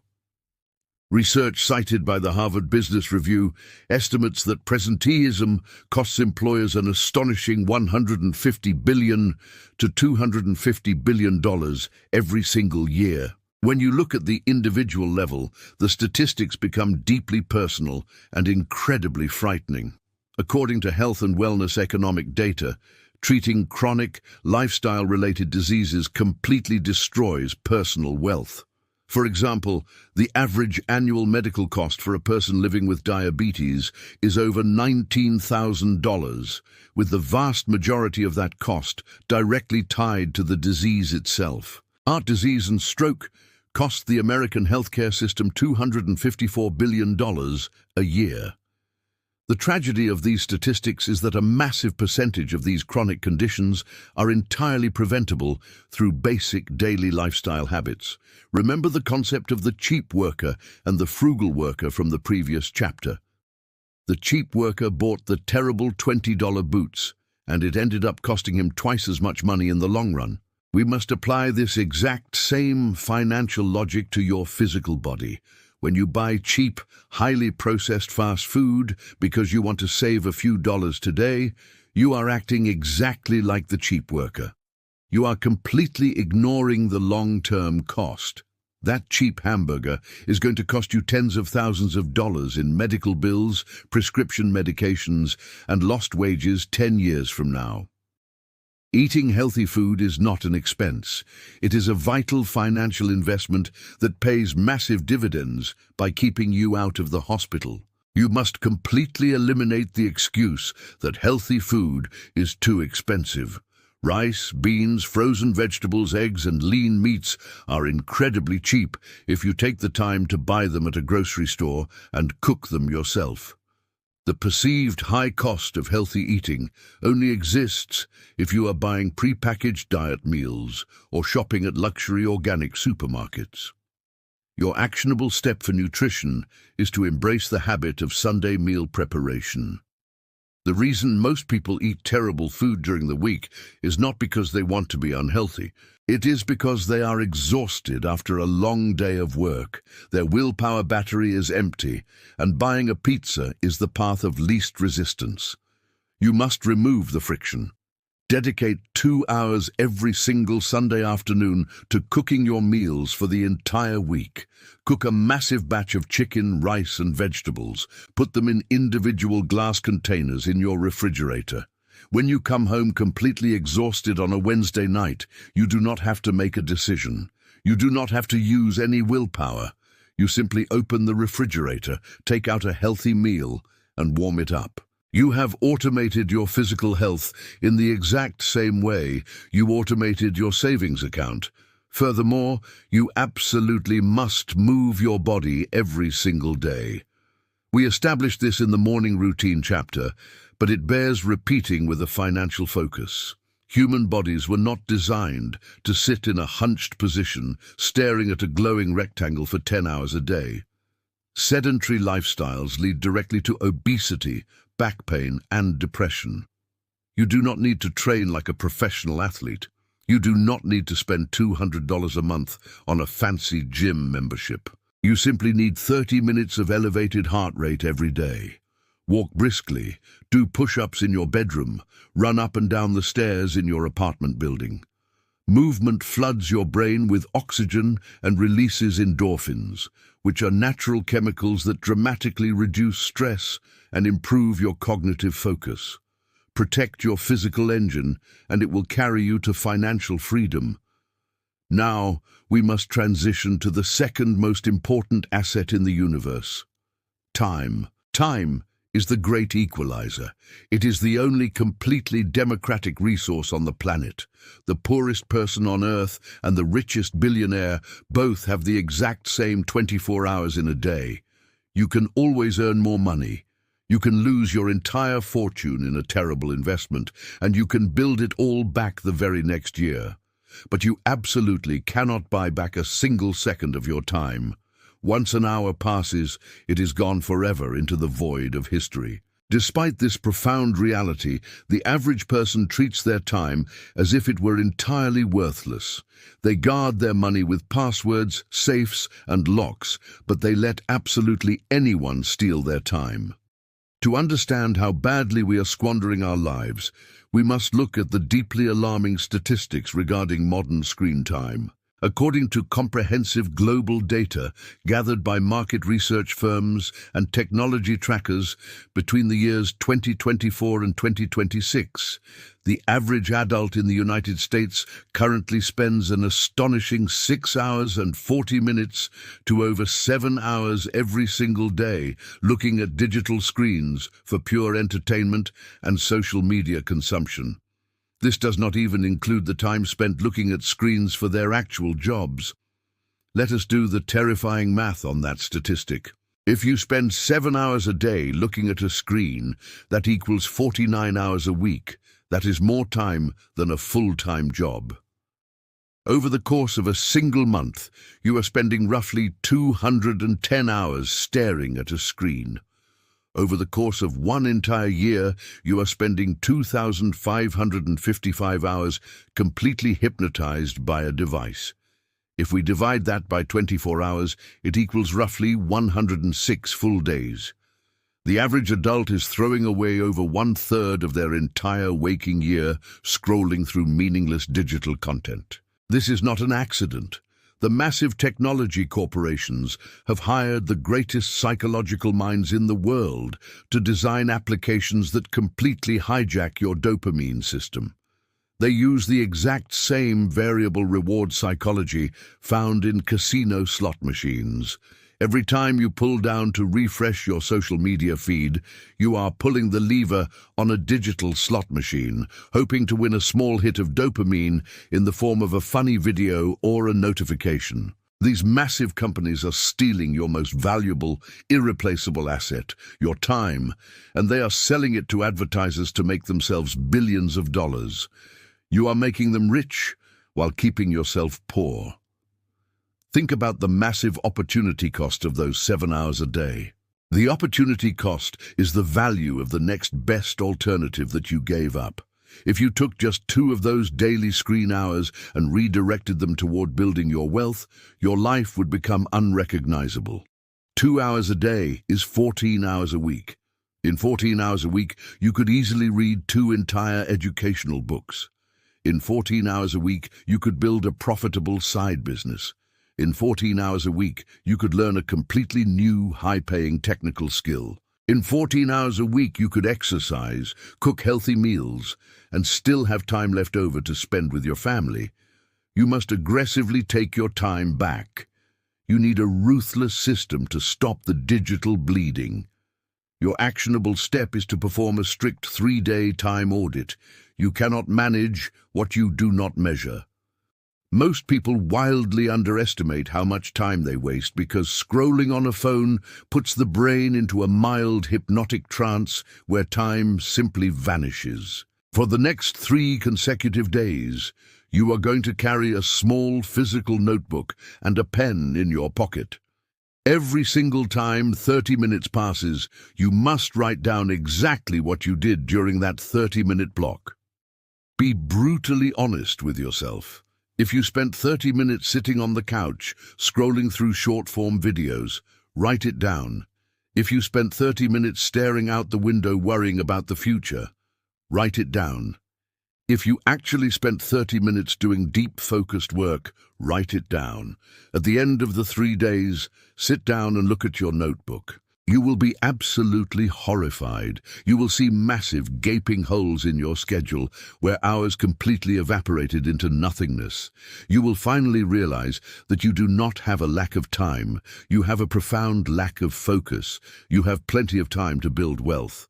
You are simply choosing to give it away to technology companies. Once you have identified your time leaks, you must implement strict friction against your worst digital habits. Go into the settings of your cellular phone right now. Find the application limits feature. Set a hard daily limit of 30 minutes for all of your social media applications. Once the 30 minutes is up, the phone will lock you out of the application. Do not override the lock. Furthermore, completely turn off all non-essential push notifications. Your phone should never vibrate or light up unless it is a text message or a phone call from a real human being. You must completely disconnect from the endless cycle of breaking news and digital gossip. When you regain control of your attention, you regain control of your life. Now that you have plugged the leaks and reclaimed your hours, you need to know exactly how to spend that time for maximum financial impact. The wealthy do not just work hard. A ditch digger works incredibly hard, but he will rarely become a millionaire. The wealthy work strategically. To understand how they multiply their productivity, you must master the ultimate law of time management. The Pareto Principle. The Pareto Principle is named after Vilfredo Pareto, a brilliant Italian economist who lived in the late 19th century. In the year 1896, Pareto was studying the distribution of wealth in Italy. He made a fascinating mathematical discovery. He realized that exactly 80% of the land in Italy was owned by exactly 20% of the population. Intrigued by this ratio, Pareto began looking at other areas of life. He looked at his own garden and noticed that 20% of the pea pods produced 80% of the actual peas. This profound observation evolved into a universal law of extreme asymmetry. The Pareto Principle states that in almost any situation, roughly 80% of the consequences come from exactly 20% of the causes. 80% of your results come from 20% of your efforts. Let us apply this directly to the modern business world. If you look at any successful company, you will find that 80% of their total sales revenue comes from exactly 20% of their customers. If you look at a software application, 80% of the crashes are caused by 20% of the technical bugs. If you look at an office environment, 80% of the actual valuable work is produced by exactly 20% of the employees. This principle completely shatters the illusion of the standard to-do list. The average person writes down 10 things to do in a day. They treat all 10 items as if they have the exact same level of importance. They start their day by doing the easiest, fastest tasks first. They answer some emails. They organize their desk. They chat with a coworker.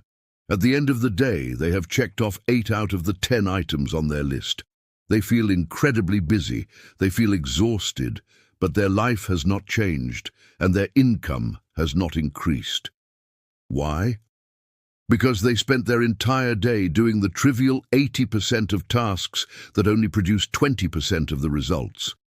They completely ignored the 2 massive, difficult tasks that would have actually moved the needle.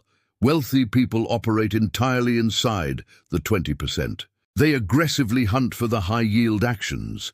If you want to maximize your time, you must become ruthless about identifying your own personal 20%. Here is your actionable step to apply the Pareto Principle today. Look at your daily task list. Ask yourself one simple, clarifying question. If I could only accomplish exactly one thing on this list today, before having to stop working, which single task would have the greatest positive impact on my long-term financial goals? Circle that task in red ink. That is your 20% task. That is your needle mover. You must build a fortress around that specific task. You must attack that task first thing in the morning when your willpower battery is completely full and your mind is perfectly sharp from a great night of sleep. Do not open your email. Do not check your phone. Do not speak to anyone. Put on noise-cancelling headphones and pour all of your physical and mental energy into completing that single high-yield task. Once that task is finished, the entire rest of the day is a massive success, no matter what else happens. By consistently executing your top 20% actions every single day, your productivity will compound just like your money compounds in the stock market. You will accomplish more in one focused hour than most people accomplish in an entire 40-hour work week. But to protect your ability to focus on the 20%, you have to develop the single most difficult, uncomfortable habit in the entire wealth-building arsenal. You must learn how to say no. There is a famous concept heavily attributed to the billionaire investor Warren Buffett. Buffett noted that the absolute difference between successful people and really successful people is that really successful people say no to almost everything. When you are young and broke, your strategy is usually to say yes to everything.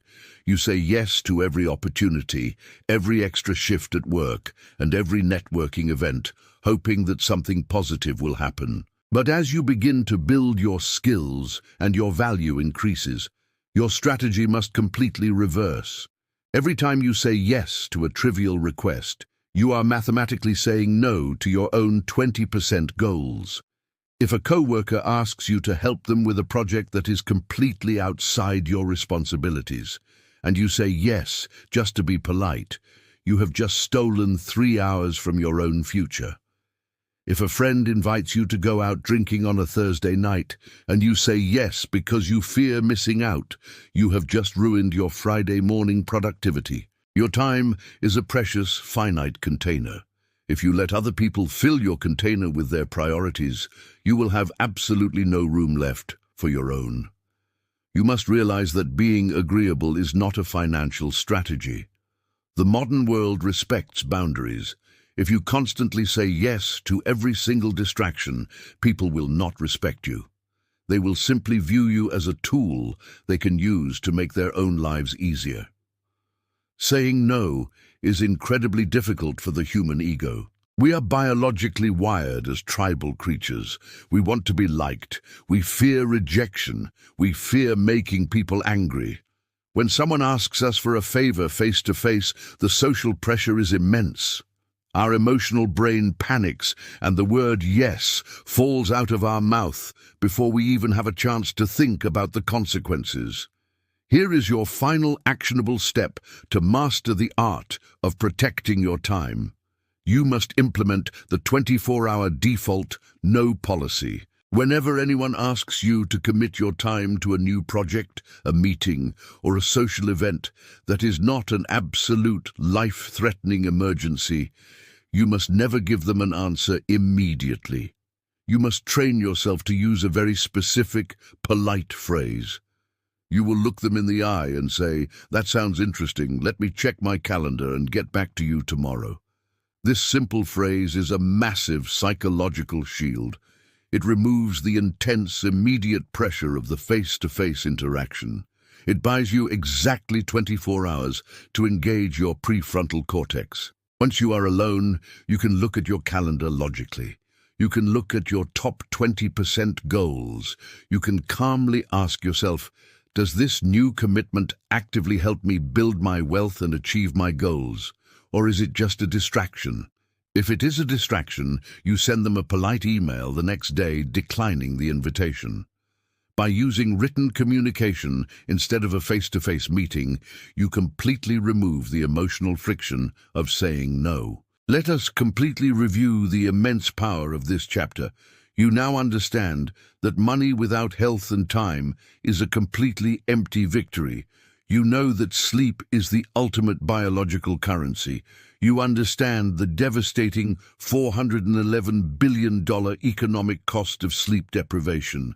You know exactly how to protect your rest with a strict schedule, digital curfews, and temperature control.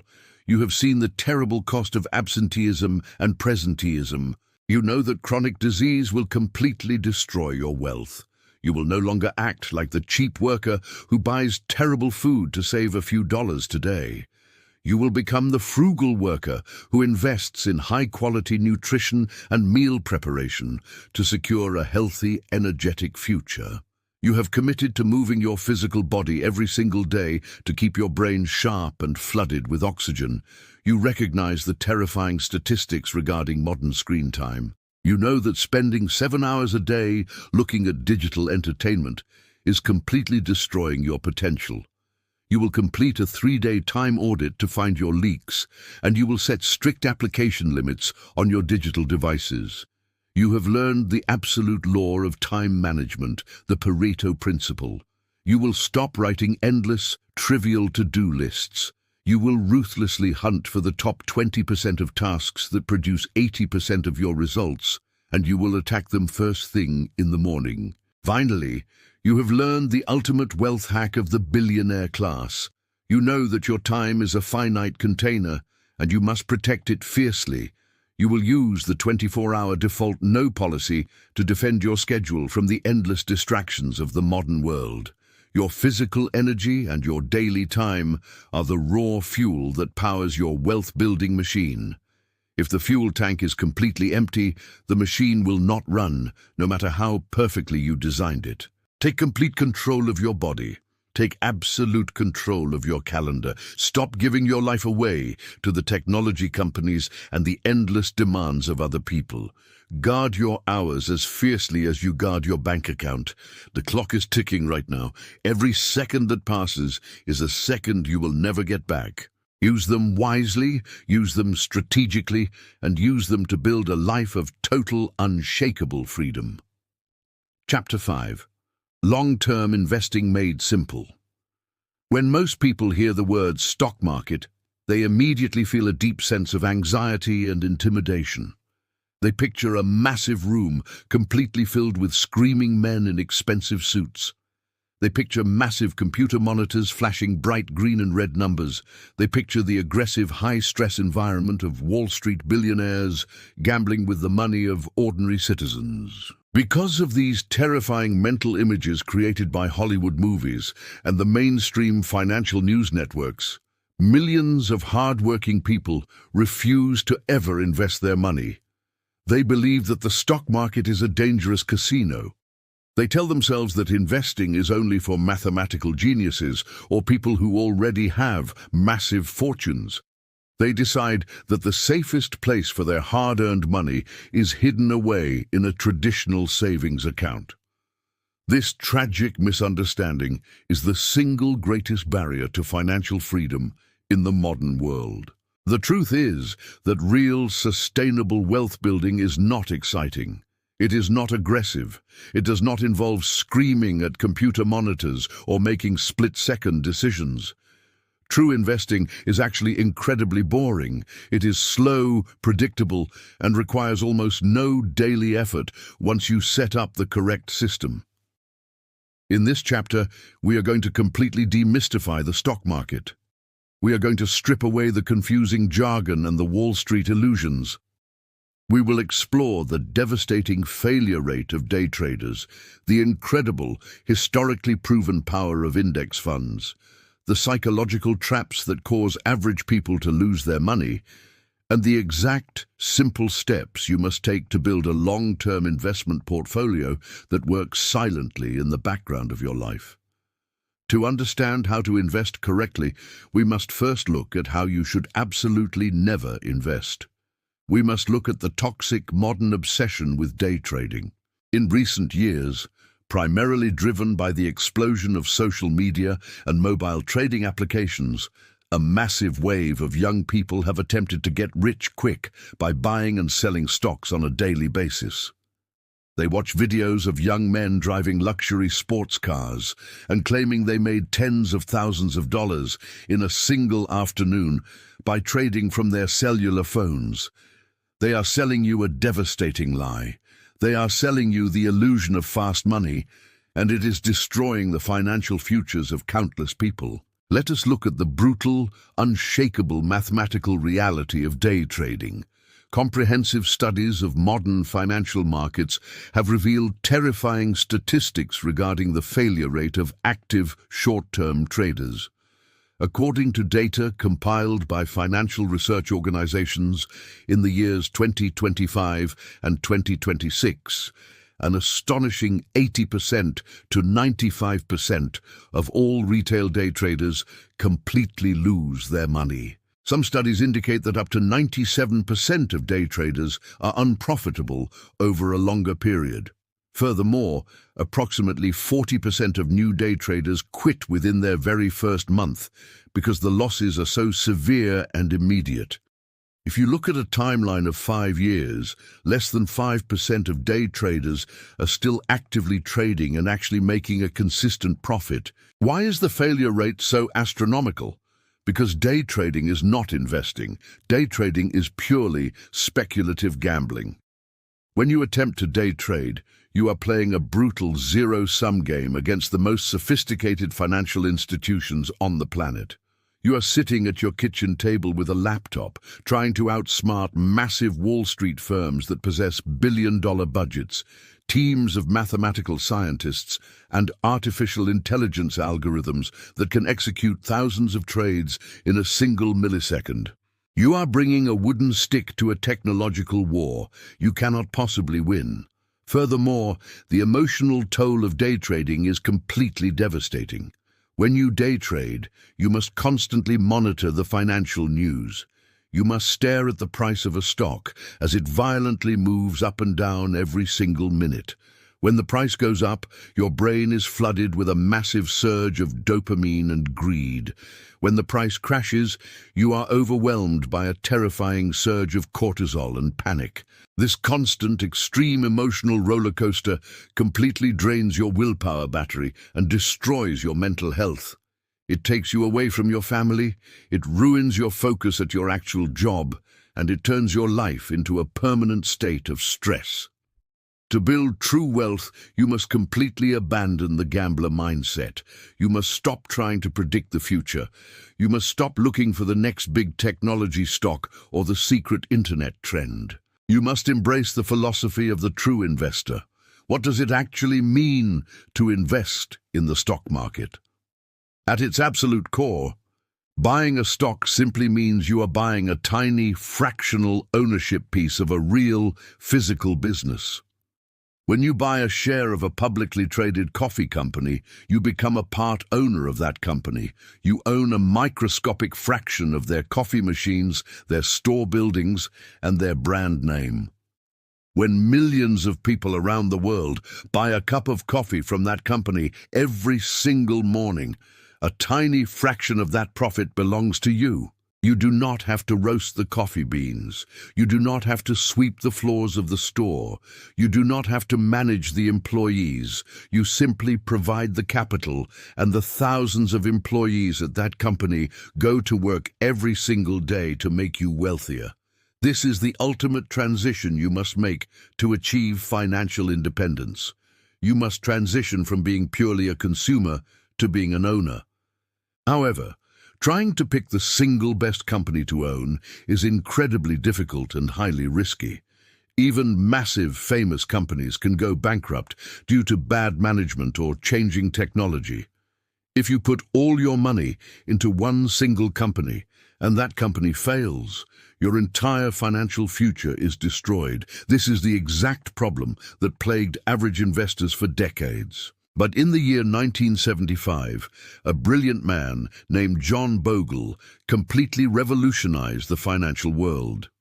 John Bogle founded an investment company called Vanguard, and he created the very first index fund available to the general public. An index fund is a completely passive investment vehicle that does not try to pick the winning stocks. Instead, an index fund simply buys a tiny piece of every single major company in the entire stock market. The most famous and powerful index fund in the world tracks something called the S&P 500. The S&P 500 is a massive collection of the 500 largest, most profitable, and most successful publicly traded companies in the United States. It includes the massive technology giants, the massive healthcare corporations, the massive banks, and the massive consumer goods companies. When you purchase a single share of an S&P 500 index fund, your money is automatically divided up and invested across all 500 of those massive companies simultaneously. You instantly achieve total perfect diversification. If one company in the index has a terrible year and goes bankrupt, it does not destroy your wealth because you still own 499 other highly successful companies. As John Bogle famously said, instead of trying to find the needle in the haystack, you should simply buy the entire haystack. Let us look at the astonishing, historically proven performance of the S&P 500. Since its inception in the year 1957, the S&P 500 has generated an average annual return of approximately 10%. Let that number sink in. 10% average growth every single year for nearly 7 decades. This historic timeline includes massive global conflicts, terrifying economic recessions, massive spikes in inflation, global health crises, and intense political turmoil. Through every single disaster in modern human history, the massive engine of the American economy has continually recovered, adapted, and grown larger, pushing the stock market higher and higher over the long term. If we apply the magic of compounding that we discussed in Chapter 2 to this historical 10% average return, the math becomes absolutely life-changing. If you start investing $500 every single month into an S&P 500 index fund at age 25, and you simply leave it alone until you are 65 years old, you will have contributed a total of $240,000 of your own money. But thanks to the massive compounding growth of the stock market, your final account balance would grow to an astonishing $2.6 million. You literally create millions of dollars out of thin air simply by owning a piece of the global economy and waiting patiently. If this strategy is so incredibly simple and guaranteed by decades of historical data, why is every single person not a millionaire? Why do average people constantly lose money in the stock market? The answer is incredibly profound, and it is the most important lesson you will learn in this entire book. Average people lose money because human biology is completely incompatible with long-term investing. Your brain is hardwired for survival in the wild, not for making rational decisions in a modern financial market. To understand this catastrophic biological flaw, we must examine a famous, ongoing research project known as the quantitative analysis of investor behavior, conducted by a prominent financial research firm called Dalbar. For over 3 decades, the Dalbar researchers have tracked the actual returns earned by average everyday investors compared to the actual returns generated by the overall stock market. The results of this massive study are absolutely heartbreaking. In their research data extending over a 20-year period, the Dalbar study consistently shows that the average investor completely fails to capture the massive gains of the market. For example, during a period where the S&P 500 generated an average annual return of roughly 10%, the average retail investor only earned an average return of around 5%. In recent data from the year 2024 and 2025, the massive gap between the market return and the average investor return remains staggeringly high. The average investor is constantly losing vast amounts of their potential wealth. Why does this massive investor gap exist? The Dalbar study concludes that the primary reason average people fail is because of their own destructive behavior. Specifically, average people are obsessed with trying to time the market. Market timing is the dangerous belief that you can predict exactly when the stock market is going to drop and exactly when it is going to rise. When the stock market is booming and everyone is making money, the average person is completely overcome by a powerful emotion called the fear of missing out. They see their friends and their neighbors getting rich. So, at the very peak of the market bubble, when prices are at their absolute highest, the average person finally decides to buy in. They buy high. Then, inevitably, the stock market experiences a natural, healthy correction. Prices begin to drop. The financial news networks begin broadcasting terrifying headlines about the end of the economy. The average person watches their account balance drop by 10%, then 20%. They are suddenly overcome by an overwhelming, primal sense of panic. Their emotional brain takes over. They convince themselves that the market is going to completely collapse to zero. In a desperate attempt to stop the pain, they log into their account and they sell every single thing they own. They sell low. By buying high out of greed and selling low out of panic, the average investor completely destroys their compounding engine. They lock in their losses permanently. The most tragic part of this cycle is what happens next. After the average person sells all their stocks and runs away, the stock market inevitably hits the bottom and begins a massive, rapid recovery. But the average person is too terrified to buy back in. They sit on the sidelines with their cash, waiting for the perfect time to re-enter the market. The perfect time never comes, and they completely miss out on the massive gains of the recovery. To prove exactly how dangerous it is to sit on the sidelines, we must look at a brilliant and terrifying study conducted by J.P. Morgan Asset Management. The researchers at J.P. Morgan looked at a 20-year period of the S&P 500. They wanted to see what would happen to an investor if they tried to time the market and accidentally missed the very best days of stock market performance. The data they uncovered completely destroys the concept of market timing. Over a 20-year period, if an investor simply bought an index fund and left it completely alone, they would have earned roughly a 9.8% annualized return.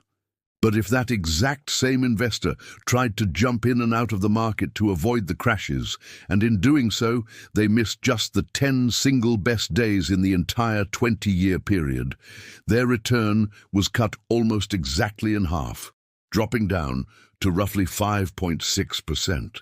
If they missed the 20 best days over 2 decades, their returns collapsed to almost nothing. This proves a monumental financial truth. The vast majority of all stock market gains occur in tiny, concentrated bursts of explosive growth. You absolutely cannot predict when those explosive days will happen. Furthermore, the J.P. Morgan study revealed a terrifying correlation. They found that historically, 7 of the 10 best days in the stock market usually occur within exactly 15 days of the absolute worst days in the stock market. Let us visualize exactly what this means in the real world. Imagine a massive economic crisis hits the country. The stock market plummets. You log into your account on a Tuesday, and you see that your portfolio has dropped by a massive 5% in a single afternoon. You panic. You decide you cannot handle the stress anymore, so you sell everything to protect your remaining cash. You feel a temporary sense of relief. But what you do not know is that just 1 week later, on the following Wednesday, the government announces a massive economic rescue plan. The stock market explodes upward, gaining 7% in a single day. Because you sold your stocks the week before, you completely missed the massive recovery. You experienced all of the terrible pain of the crash, but you received absolutely none of the reward of the rebound. The only possible way to guarantee that you capture the 10 best days of the market is to remain fully invested for all 7,300 days of a 20-year period. You must embrace the bad days. You must view market crashes not as a terrifying disaster, but as a completely normal, unavoidable feature of the wealth-building process. In fact, if you truly want to build immense generational wealth, you must train your brain to react to market crashes with intense excitement. You must completely reverse your biological programming. Think about how you act in a traditional retail store. If you walk into your favorite clothing store and you see a massive sign that says everything is 30% off the normal price, you do not panic. You do not run out of the store screaming in terror. You get excited. You buy as many clothes as you possibly can because you recognize a massive bargain. You must view the stock market through this exact same logical lens. When the financial news screams that the market has dropped by 20%, it simply means that the greatest, most profitable companies in the history of human civilization are currently on sale for a 20% discount. It is a clearance sale on wealth. This is the exact moment when self-made millionaires and billionaires become incredibly aggressive. They do not sell their assets. They use their emergency funds and their cash reserves to buy as many discounted shares as humanly possible. They buy the blood in the streets. When the market inevitably recovers 5 years later, those discounted shares multiply their wealth astronomically. Now that you understand the immense power of the index fund, the terrifying trap of market timing, and the absolute necessity of patience, we must discuss the exact physical mechanics of how you actually build this portfolio. We must turn these broad concepts into a simple, actionable strategy that you can execute today. Step 1 is to select a reputable brokerage firm. A brokerage firm is simply the financial institution that provides the digital platform you use to buy and sell investments. You want to choose a massive, established discount broker that charges absolutely zero commission fees for trading. Companies like Fidelity, Charles Schwab, or Vanguard are the gold standard of the industry. You navigate to their website, you fill out a simple application with your personal information, and you connect your primary checking account. The entire process takes less than 15 minutes and can be done entirely from your computer. Step 2 is to select your investment vehicle. If your employer offers a retirement plan, such as a 401k plan, you should absolutely start there, especially if your employer offers a matching contribution. An employer match is literally free money added directly to your wealth, and passing it up is a massive financial mistake. If you do not have an employer plan, you will simply open an individual retirement account or a standard taxable brokerage account directly with the broker you chose in Step 1. Step 3 is to choose the actual index fund.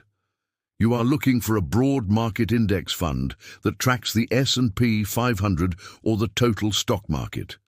Every major brokerage firm offers their own version of these funds, and they all perform virtually identically because they hold the exact same companies. When you select the fund, you must look very closely at a crucial metric called the expense ratio.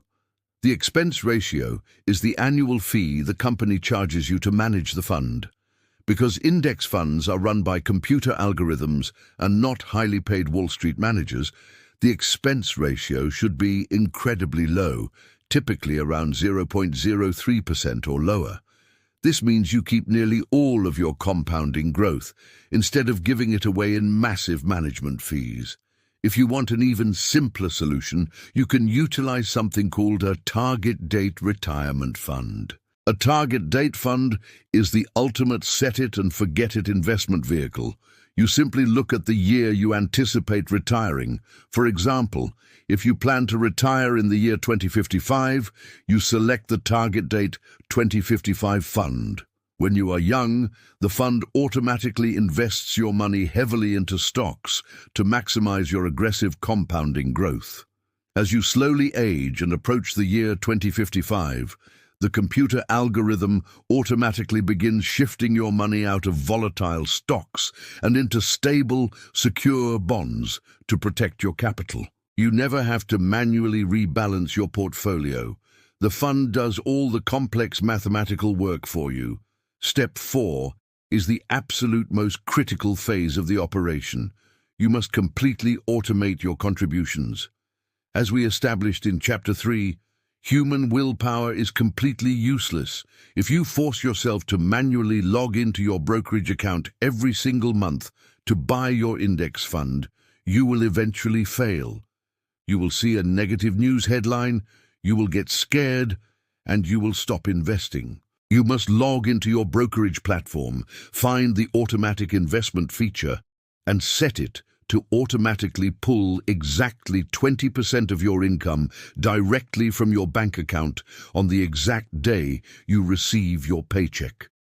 You want the system to automatically use those funds to buy your chosen index fund, completely regardless of what the price of the market is on that specific day. This automatic process is known as dollar cost averaging. By investing the exact same dollar amount every single month, you completely remove the emotional nightmare of trying to time the market. When the stock market is high and expensive, your automatic contribution naturally buys fewer shares. When the stock market crashes and is deeply discounted, your exact same automatic contribution naturally buys vastly more shares. You are mathematically forcing yourself to buy low. Over a period of 30 years, dollar cost averaging guarantees that you achieve an incredibly strong average purchase price for your assets, entirely eliminating the stress of daily price fluctuations. Step 5 is the final and perhaps the most difficult requirement for ultimate success. Once your automatic system is built, your accounts are linked, and your index funds are chosen, you must walk away. You must aggressively protect your mind from financial noise. Delete the stock market applications from your cellular phone. Do not check your account balance every single day. Do not watch the massive financial news networks on television.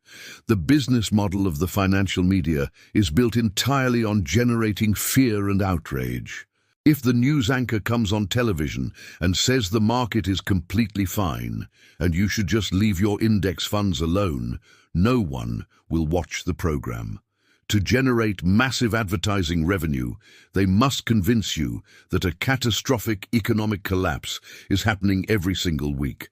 They want you to panic. They want you to trade constantly. You must ignore them. The stock market is a massive, unstoppable wealth transfer machine. It is designed to transfer money directly from the impatient to the patient, from the emotional to the logical, from the day trader to the long-term investor. Your entire job is to simply stay out of your own way. Let the thousands of chief executive officers and the millions of employees in the S&P 500 go to work for you every single day. Let them invent new technologies. Let them build new factories. Let them discover new medicines. As they grow their businesses, they will grow your wealth. Let us completely review the monumental lessons of this chapter. You have learned that the stock market is not a casino. It is a powerful engine of global ownership. You understand the devastating statistics regarding day trading. You know that attempting to rapidly buy and sell stocks is a guaranteed path to financial ruin, massive stress, and ultimate failure. You have discovered the absolute brilliance of John Bogle and the index fund. You know that you do not need to find the needle in the haystack. You simply need to buy the entire haystack. You understand the historical power of the S&P 500, and you trust the long-term upward trajectory of the human economy.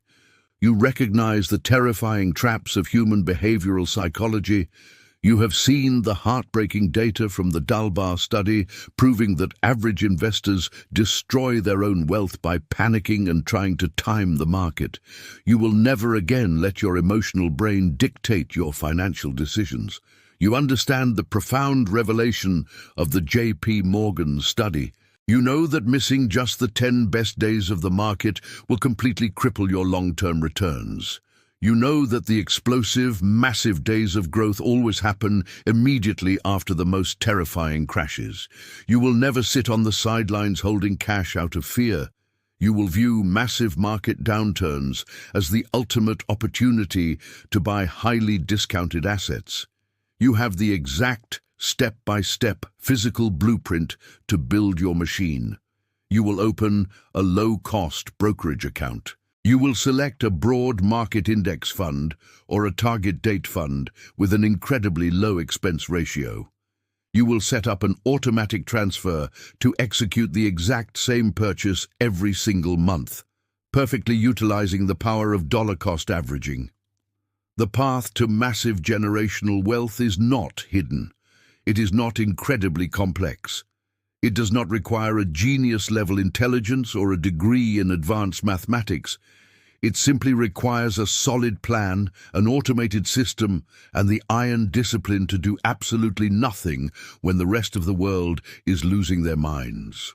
True wealth building is profoundly boring, and that boredom is exactly what makes it so incredibly beautiful.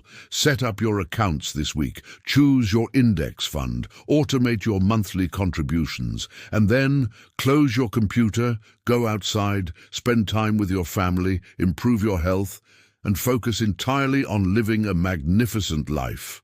Let the invisible, powerful engine of compounding interest run quietly in the background of your existence. In 20 years, when the day traders have lost everything and the market timers are still waiting for the perfect moment, you will wake up to a massive fortune that you built simply by being patient. Trust the strategy. Build the system. Secure your absolute financial freedom. We have now reached the conclusion of our journey together.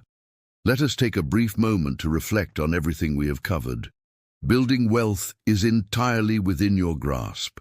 It starts in the quiet hours of the early morning. It requires you to protect your health and vigorously defend your time. It requires you to delay instant gratification and unleash the unstoppable mathematical force of compounding. It requires you to pay yourself first, building an automated system that protects your financial future before anyone else touches your money. And finally, it requires you to invest with extreme patience, ignoring the frantic noise of the modern world. No one becomes a millionaire overnight, but anyone, regardless of where they start, can begin acting and thinking like a millionaire today. The true secret is consistency. Every time you read a book instead of watching television, you are building wealth. Every time you cook a healthy meal instead of buying fast food, you are building wealth. Every time your automatic transfer buys another share of an index fund, you are building wealth. You are the architect of your future. You have the exact blueprint. Now it is time to build your empire.